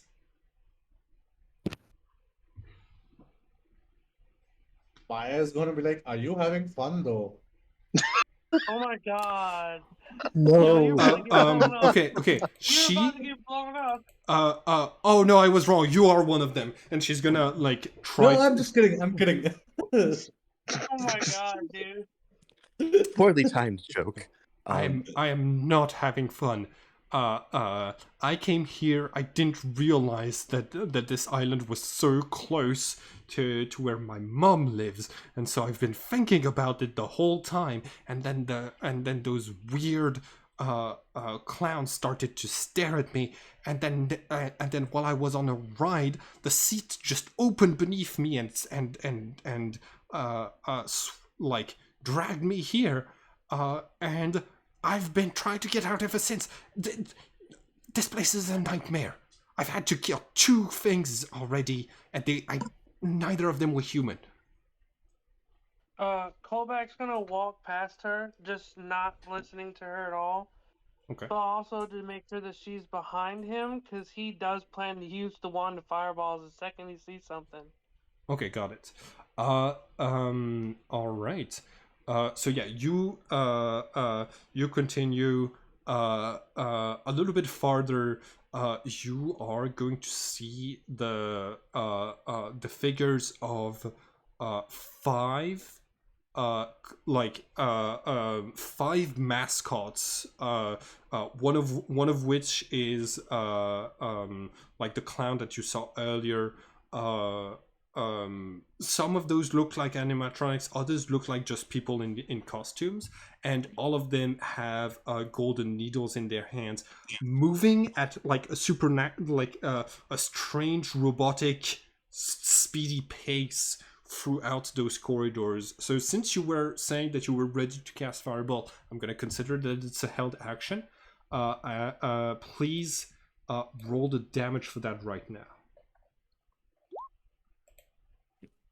Ooh. Let's put the clown music back on. Okay.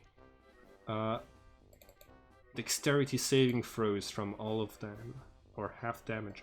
Ooh, do they have evasions? Yes! They have evasion. Cool. So that's 5 of them. 1, 2, 3, 4, and 5. Oh my goodness. All, like, you see, all 4, the first 4 just, like, face slam into the water in front of them, and are just protected completely from the fire by this, like, thin layer of water. One of them is going to get hit for half damage because of evasion. He's going to take 15 points of damage. I need everyone to roll initiative. Oh! And I once again forgot to click my token. Damn it. I'm fine, my token. Oh, Parody. you're all here because that's where Parody is. Yeah. Sure. By the way, this is an official scenario from the game that I remembered this morning, and I was like, oh yeah, perfect. Let's do a beach episode. Right, did I not roll initiative? So far, I love the clowns.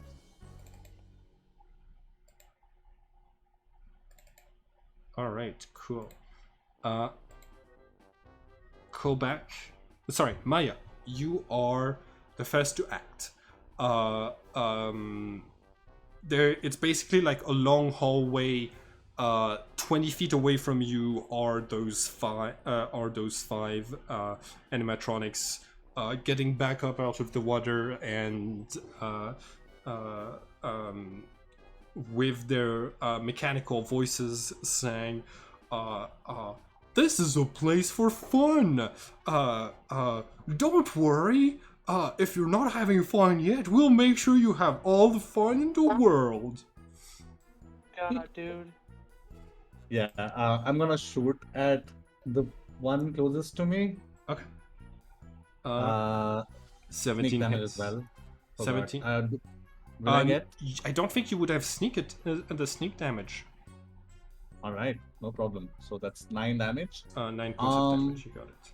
Also, last time I did search the body, but I forgot to specifically mention that I'm retrieving my dagger. So would I still have my dagger, or Yeah, have for I sure. lost it?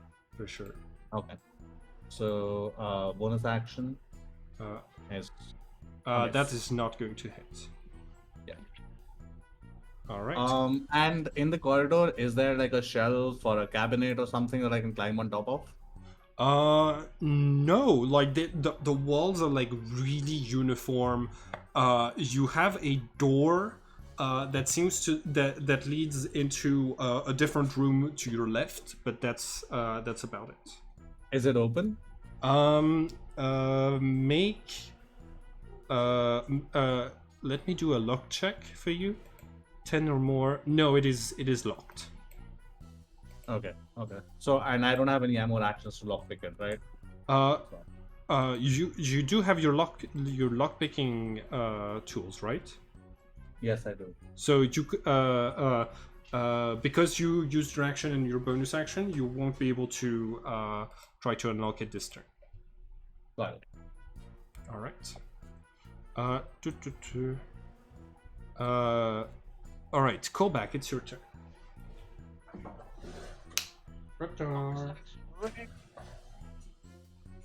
Whenever a creature hits you with an attack roll before your rage ends, that creature takes 1d6 force damage as magic lashes out in retribution.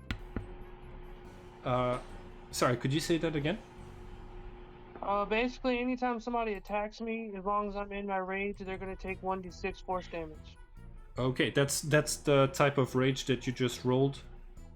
Yes. Okay. I imagine that.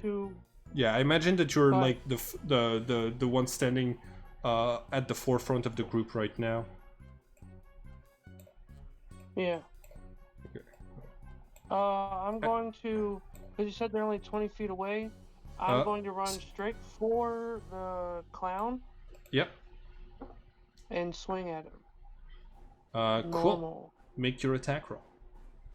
22 hits. Oh, rage damage. 8.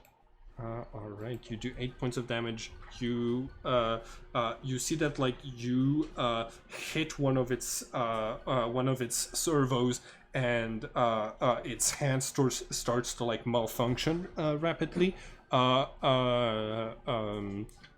it says, "Oh, don't worry, sir. We'll fix this right up. You don't need to worry about us. We're all right. Are you having fun today?" All right. That was your bonus action, your movement, and your action. Demeru, it is your turn. Yep.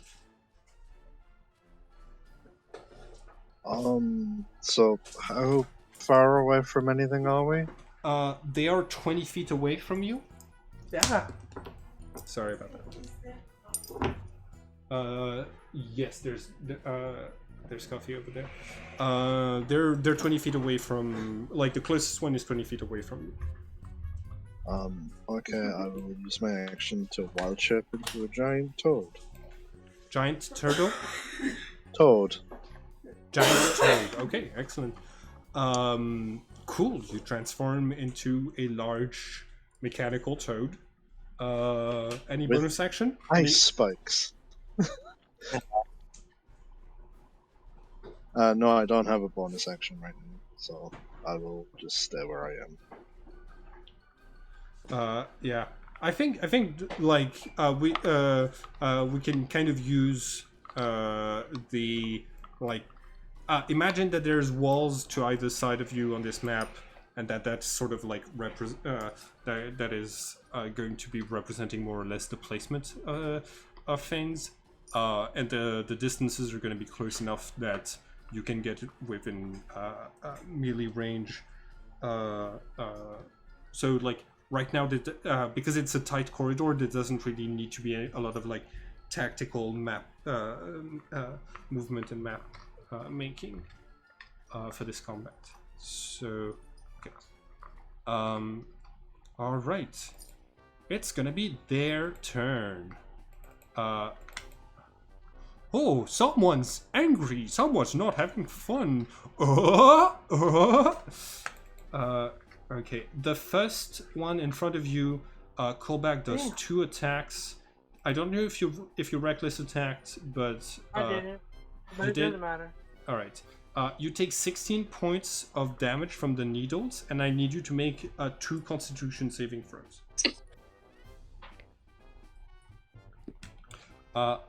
All right. Callback. The first one you're just able to resist. The second one, as the golden liquid enters your veins, you have this sense of euphoria, like someone just injected you with like a powerful tranquilizer that makes you just like giddy, happy. You find yourself smiling. Alright.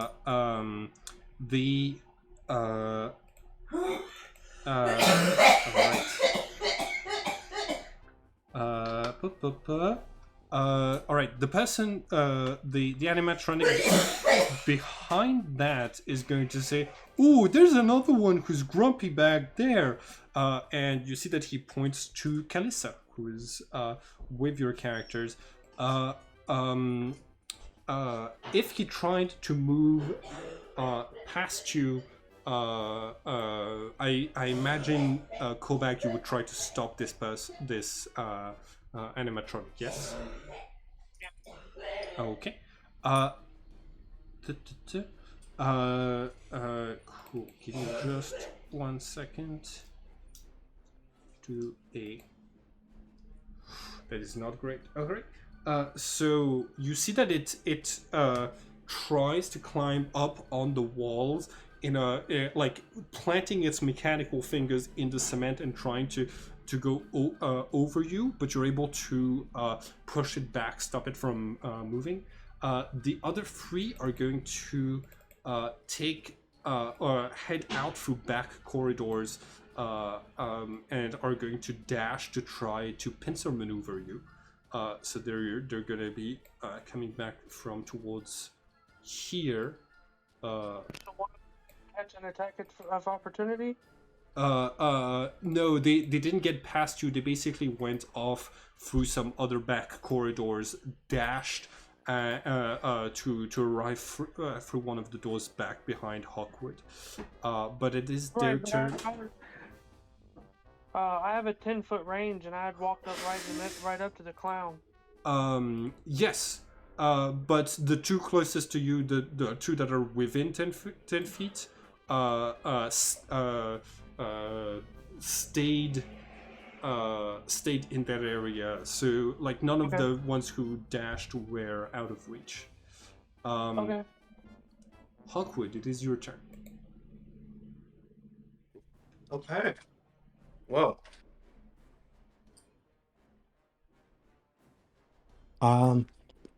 We just got flanked, so I'm gonna turn to the ones who just flanked us. And well, I don't know with my swords. Just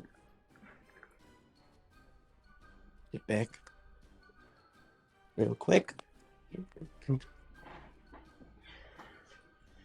Simon, did you do the 1d6 damage that Kulbak had described earlier?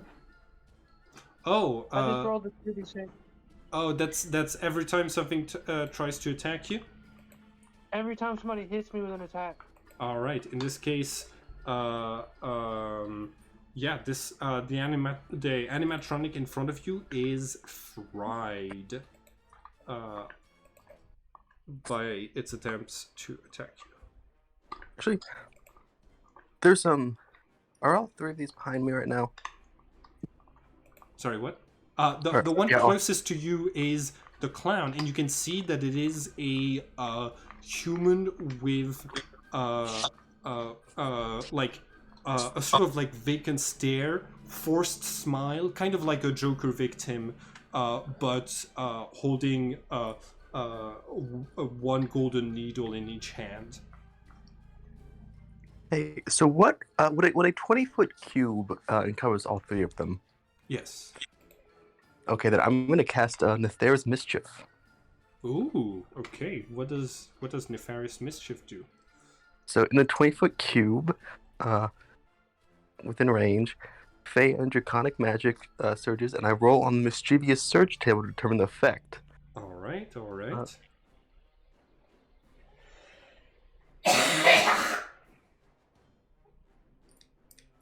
That didn't end up going into my spell sheet, so let me just find that. Yeah, there's a good chance that it is, unfortunately, because it like that doesn't sound like a core rulebook spell. Like that sounds No, like a spell. it's one of the it's one of the new ones from the Dragon book, Fizbin's. Yeah. There's some really cool stuff in that one. I know they're all very fun spells.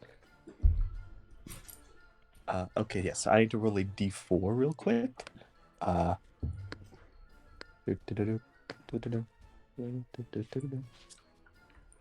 Okay, 1. Let's see, what does 1 do? So 1, the smell of apple pie fills the air, and each creature in the cube must succeed on a wisdom saving throw or become charmed by me until the start of my next turn. Ooh. Okay. Wisdom saving throw. Yes. What's your spell save DC? My spell save DC should be, I believe, 13? Yes, 13. Okay.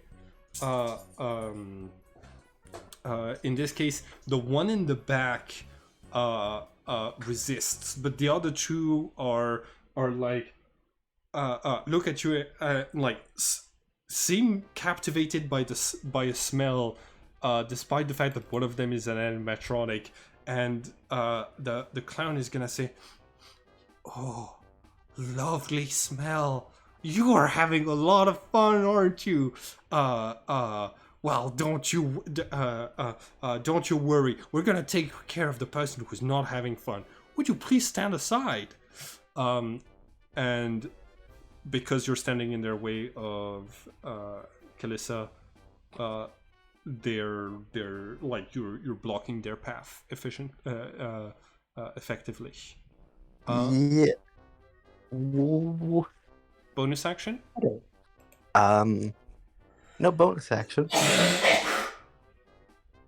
Oh, could I have time to try and attempt a persuasion check to get them to hold off for a bit on the two charmed ones? Sure. Make a persuasion check. What do you tell them? Oh, please, these I can handle them. I am an expert in this field of making people happy. Why don't you guys just take a break for a little bit? You've earned it. And I think that the charm that's at advantage, right? Yes. The animatronic. What do you say? Oh, okay. The animatronic is going to say, well, you don't need to worry about me, sir. I am a robot, infinite energy. But you spark something in the eyes of the human clown in front of you, who has a moment where his eyes start to come into focus, and he lets go of the balloons as they start to flood upwards, and he's just going to say, oh no, I'm not having fun anymore. That's not good. Maya, it's your turn. All right, I'm gonna shoot the sad clown. No, wait, that person's charmed, right? My That bad, that sorry. person is charmed and got persuaded not to be Right, yeah, not to be Not evil gonna anymore. shoot that. Okay. Yeah, not gonna shoot that one. But I think there's in the group of 3, there's one who is still not charmed, right? Yes, the one towards the back. Right. Gonna shoot at that person. Okay. Make 24 hits. And will I get sneak damage? It's the one towards the back, so no, unfortunately. No. Okay. And am I? Okay, I'm not even. All right. So with my bonus action, I have fast hands, so I unlock the door. Ooh, hell yes. Make the sleight of hand check. It's just difficulty 12. Hell yes. You unlock the door. You open this large office that has shelves full of toys and plushies, and there's a large desk with extremely complicated plans for an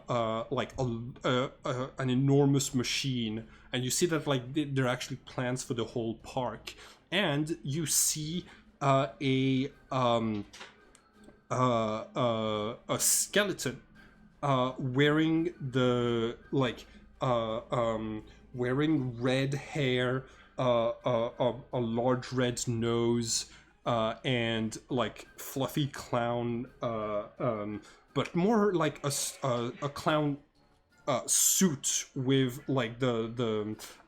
which looks like a parody of a work suit, and this permanent grinning smile of a skeleton just sitting at the desk with both hands on the table over the plans of the park.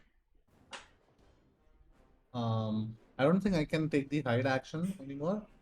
No, because you use your bonus action. Right. In that case, I am just going to move into the room so that I'm out of their sight. Hell yes. And I'm gonna shout back to the others. Maybe we should go up inside All right. so that we cannot be flanked. Kalissa is going to follow you in there. Callback, it is your turn. I'm going to attack the other one in front of me. Sounds good. 10 does not hit. Oh, but you do you reckless attack? No. Okay. And I'm going to use the bonus action with the pole master to try attack for that damage. Nice. A bonus action with oh yeah, because you can hit with the butt of your glaive now. All right, so that is cool. You crash down the hilt the hilt of your weapon into that animatronic's face, getting past a lot of the cotton and like hitting metal. You hear something break, but the animatronic is still active. 7 points of damage. Cool. Demeru. Can you put Whole Master in chat, Pullo?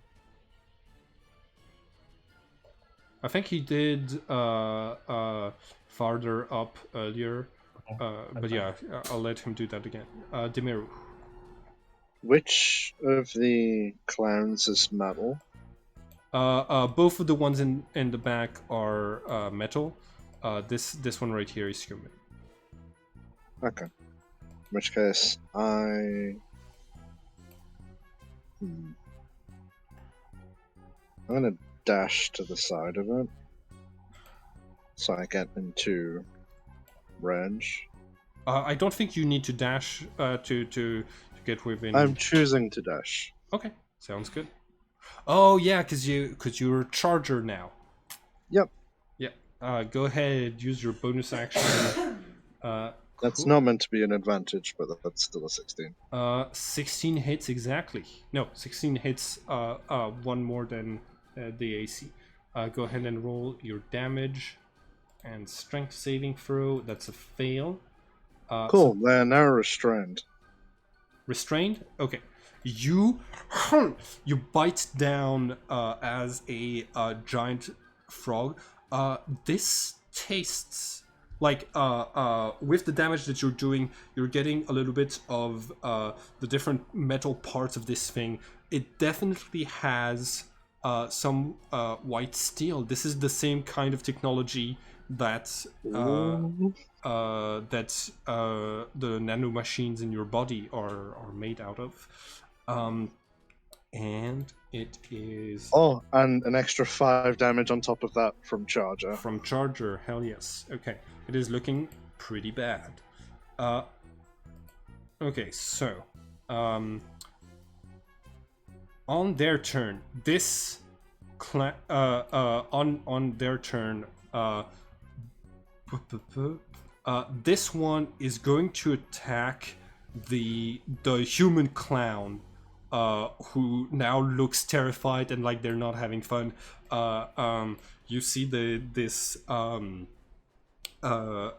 like wielding two golden needles, is going to charge and attack this one. The other one is they're gonna do a complex movement where one of them is gonna get 2 attacks on Demeru and the other one is gonna get 2 attacks on the other one, and the one all the way at the top is gonna attack Kolbak. So first 2 attacks are against the clown. Cool. They have disadvantage because it's restrained. Okay. One of those hits, and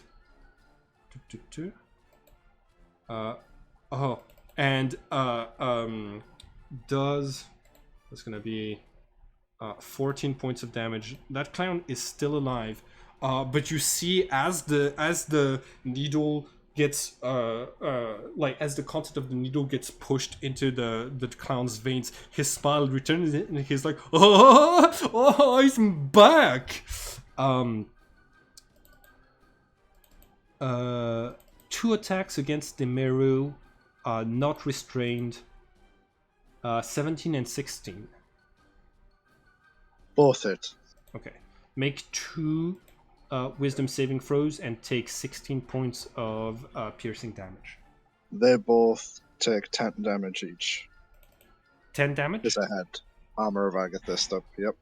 Hell yes. So that actually kills one of the... that actually kills the one that was attacking you. And make 2 wisdom saving throws. I think I said difficulty 12. you mean Constitution? Oh, was it? Oh, okay, yeah, Constitution. Remember, as a giant toad. Do you have the character sheet for the giant toad or no? Yep. Okay, sounds good. All right. The first failure, you feel the muscles of on your face contracting into a large white smile. I need you to make a second one because you got hit with 2 of those needles.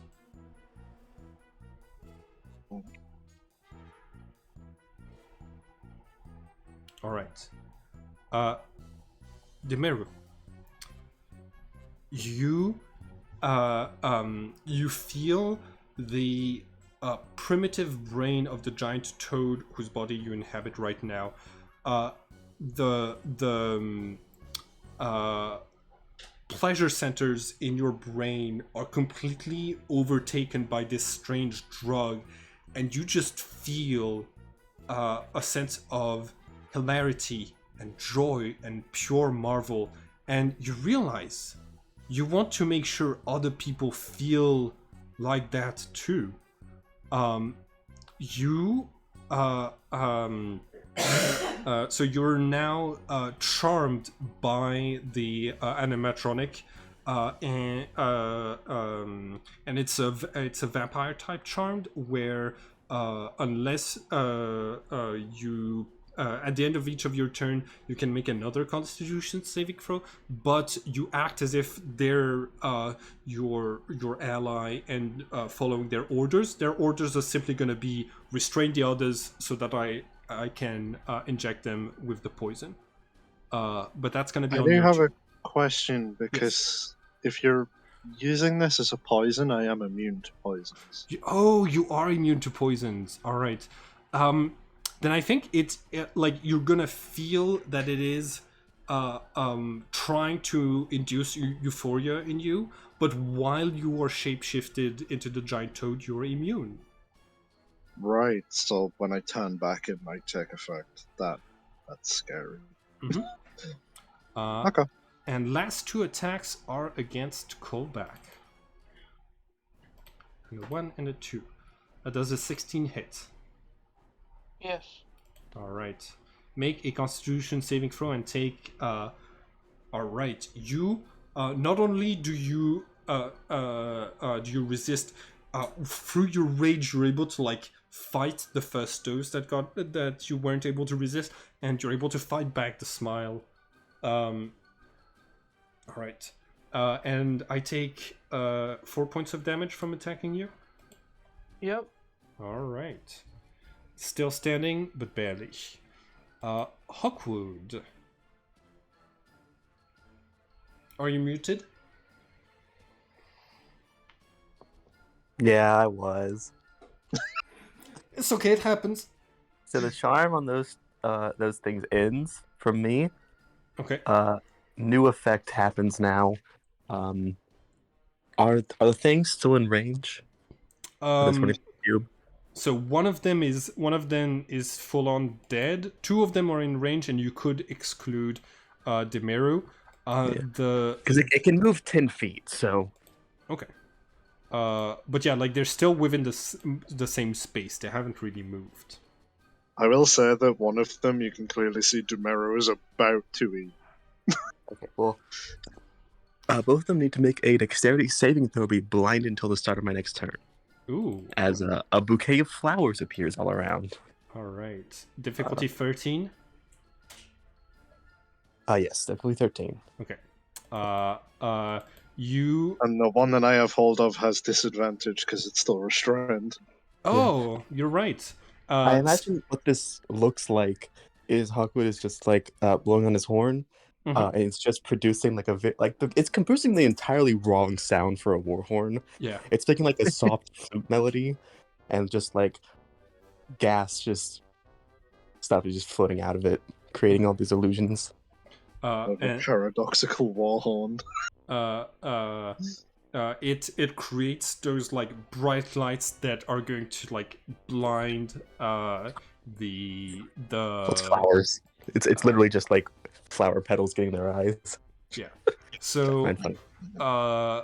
so the clown is the one who's being no, the The the machine is one I'm yeah, restraining. the last animatronic is the one who is blinded. Got it. Okay. Then I have my actual turn to go through now. So I'm gonna walk up to the clown and try to non-lethally knock them out. Okay. So, Both of those hit. yeah, that's gonna be 7 radiant, Okay. 9 slashing. You knock him out. Nice. Cool. That is your turn. Maya. It is your turn. Right, since I'm in the room out of sight, would it be like, am I hidden? So if I come out and shoot, would I get the sneak attack? Everyone is within, like, all of your enemies are within melee range of your allies, so you would get a sneak attack. You could even get advantage if you use your bonus action to hide before you come out to shoot. Yeah, I'll do that then. So Okay. stealth check. All right. So roll stealth against my perception. Ooh, I'm not gonna. There's no way I can hit that. Yeah, even with a natural 20. You surprise it. So go ahead and roll your attack with advantage. And which one do you attack? The one who's blinded, or the one Whoever who's looks- facing coolback? Whoever looks more damaged. Okay, so it's the one who's blinded. Cool. 17 points of damage. You shoot your light crossbow. You deactivate it. All right. And I'm gonna go back into the room. No, you bonus action hid. Yeah, I'm just gonna walk inside the room. not Walk hide. back into the room. You got it. Yeah. Walking back into the room, you see this complex machine that has that has 10 levers on it, and what appears to be a screen, but that is covered in dust, showing images of the park with people having fun all over it, and you can see that it zoom as you're watching. One of the cameras zooms in on a kid that's crying because their ice cream got dropped, dropped on the floor, and there's like a alert because this kid is not having fun. Maya, call back. It is your turn. 22 hits.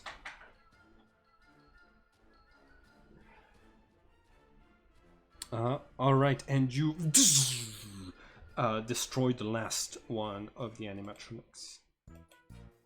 Okay. And since everything's gone, I guess that's one's unconscious, but I guess that means it's the end of combat. Yup, that is correct. Cool. In which case, Demir is going to swallow the Nice. animatronic. All right. It's blinded and restrained. It has total cover against attacks, and takes acid damage on each of its turns. Cool. So I guess you're gonna get a nice dose of iron, gold, and white steel from that animatronic that your nanomachines are sort of going to completely digest for you. As things quiet down, the last animatronic falls at your feet, and suddenly the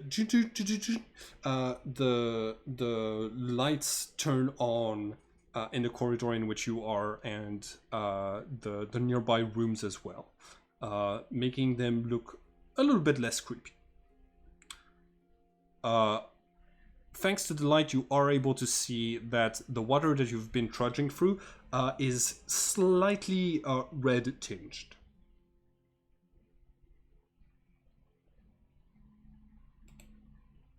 I'm gonna keep eating the animatronics. Sorry, what? Callback will. This is blood. This is total blood. Callback's gonna pick up the unconscious person and just carry them around until we find a way out. All right. There is a nearby ladder, but it leads to a sealed hatch.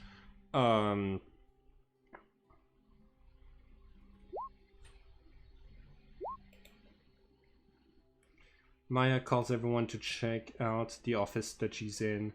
Giant Toad is devouring each of the animatronics. Sounds good.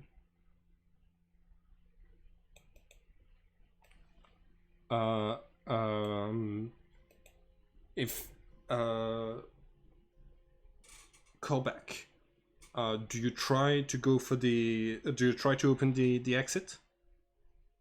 I figure he'll wait till everybody wants to leave because Maya wants to check out the room. All right. Cool. So yeah, like I said, it's got the furniture of an office, but every place that would have files and stuff like this has toys, plushies, just fun stuff, and the desk only has the I don't have the buzzer, it doesn't work anymore. I'll be right back, yo. Sorry. So, what are we doing in the strange office with a skeleton, a machine with 10 levers, and a plan of the park? I want to poke the skeleton with the sunblade, just to see if it's an undead. Cool. You put you fry off a little bit of the bone. It doesn't seem to have a you can tell when there's necromantic energies because it would be sizzling and reacting strongly. This is just a dead skeleton.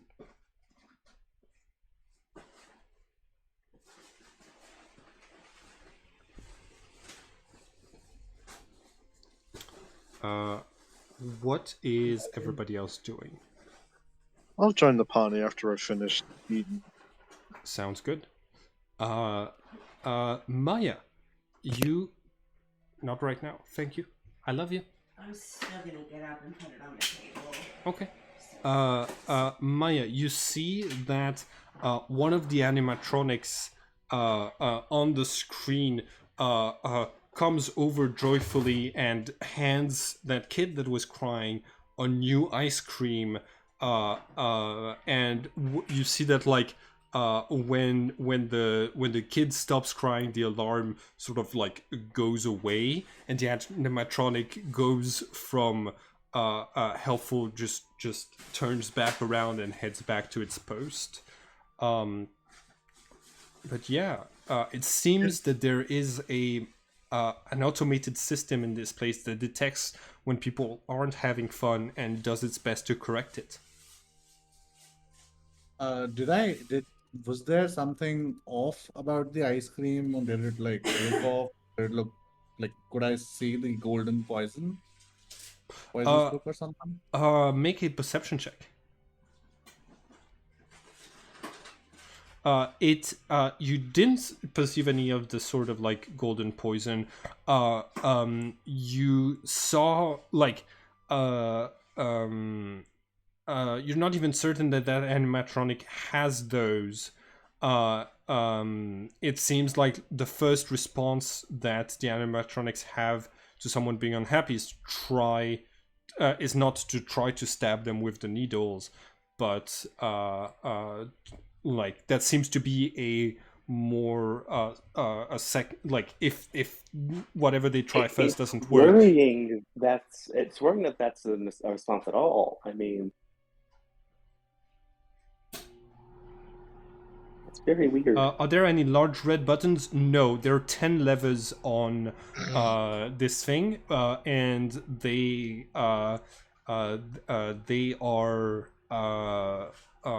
labeled, but like the labels are like complicated Latin words that someone probably made up.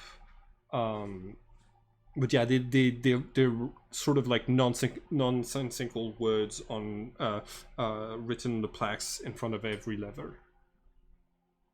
Kolbak, very upset with this place, is gonna put his hand on the levers and kind of glance at his siblings to see if they're gonna like try to stop him.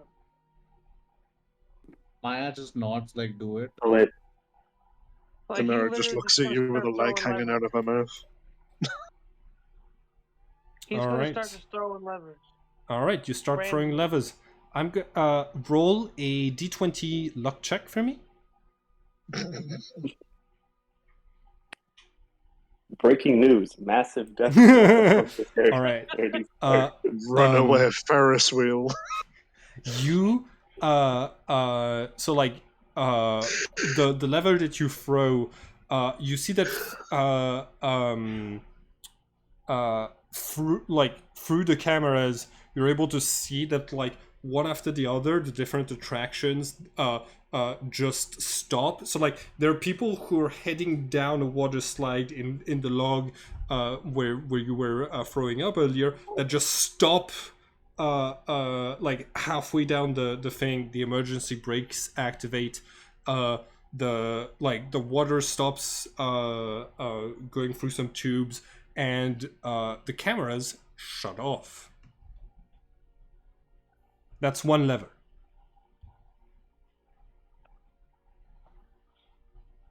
I don't know if he'd feel right throwing more if you couldn't see what happens when he does it. Yeah, you we don't know what all of them do. We need to know for science, I guess. All right, make another luck check. This time, Ari.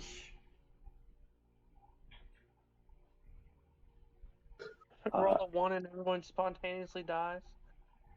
Could you roll for me real quick? I'm a little bit away from my computer. Yeah, sure. You rolled a 5. All right, so you pull a second lever, and out of the top of this mechanical thing, a large there's a hatch that opens, and a large blue crystal that is like shining with bright lights comes out, and I need everyone who is in the room to make a wisdom saving throw. Oh no. Oh no. Okay. Oh, thank you.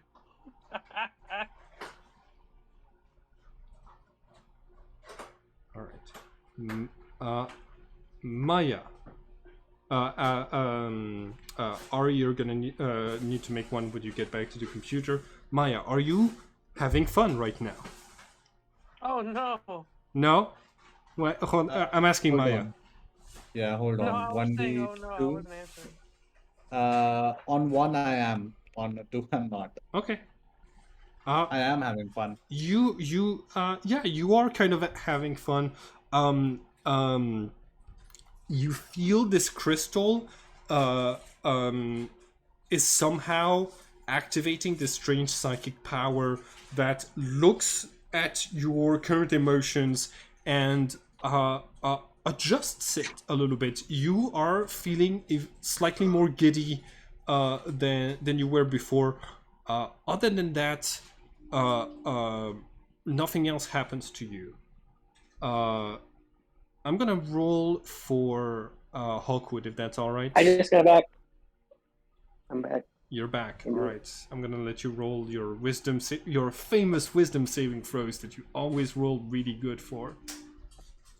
I'm in right. danger. Are you having fun? Oh, totally. Totally? Okay. Yeah. Throwing levers, always fun. Was that ironic or I can't No, always... serious. Okay, cool.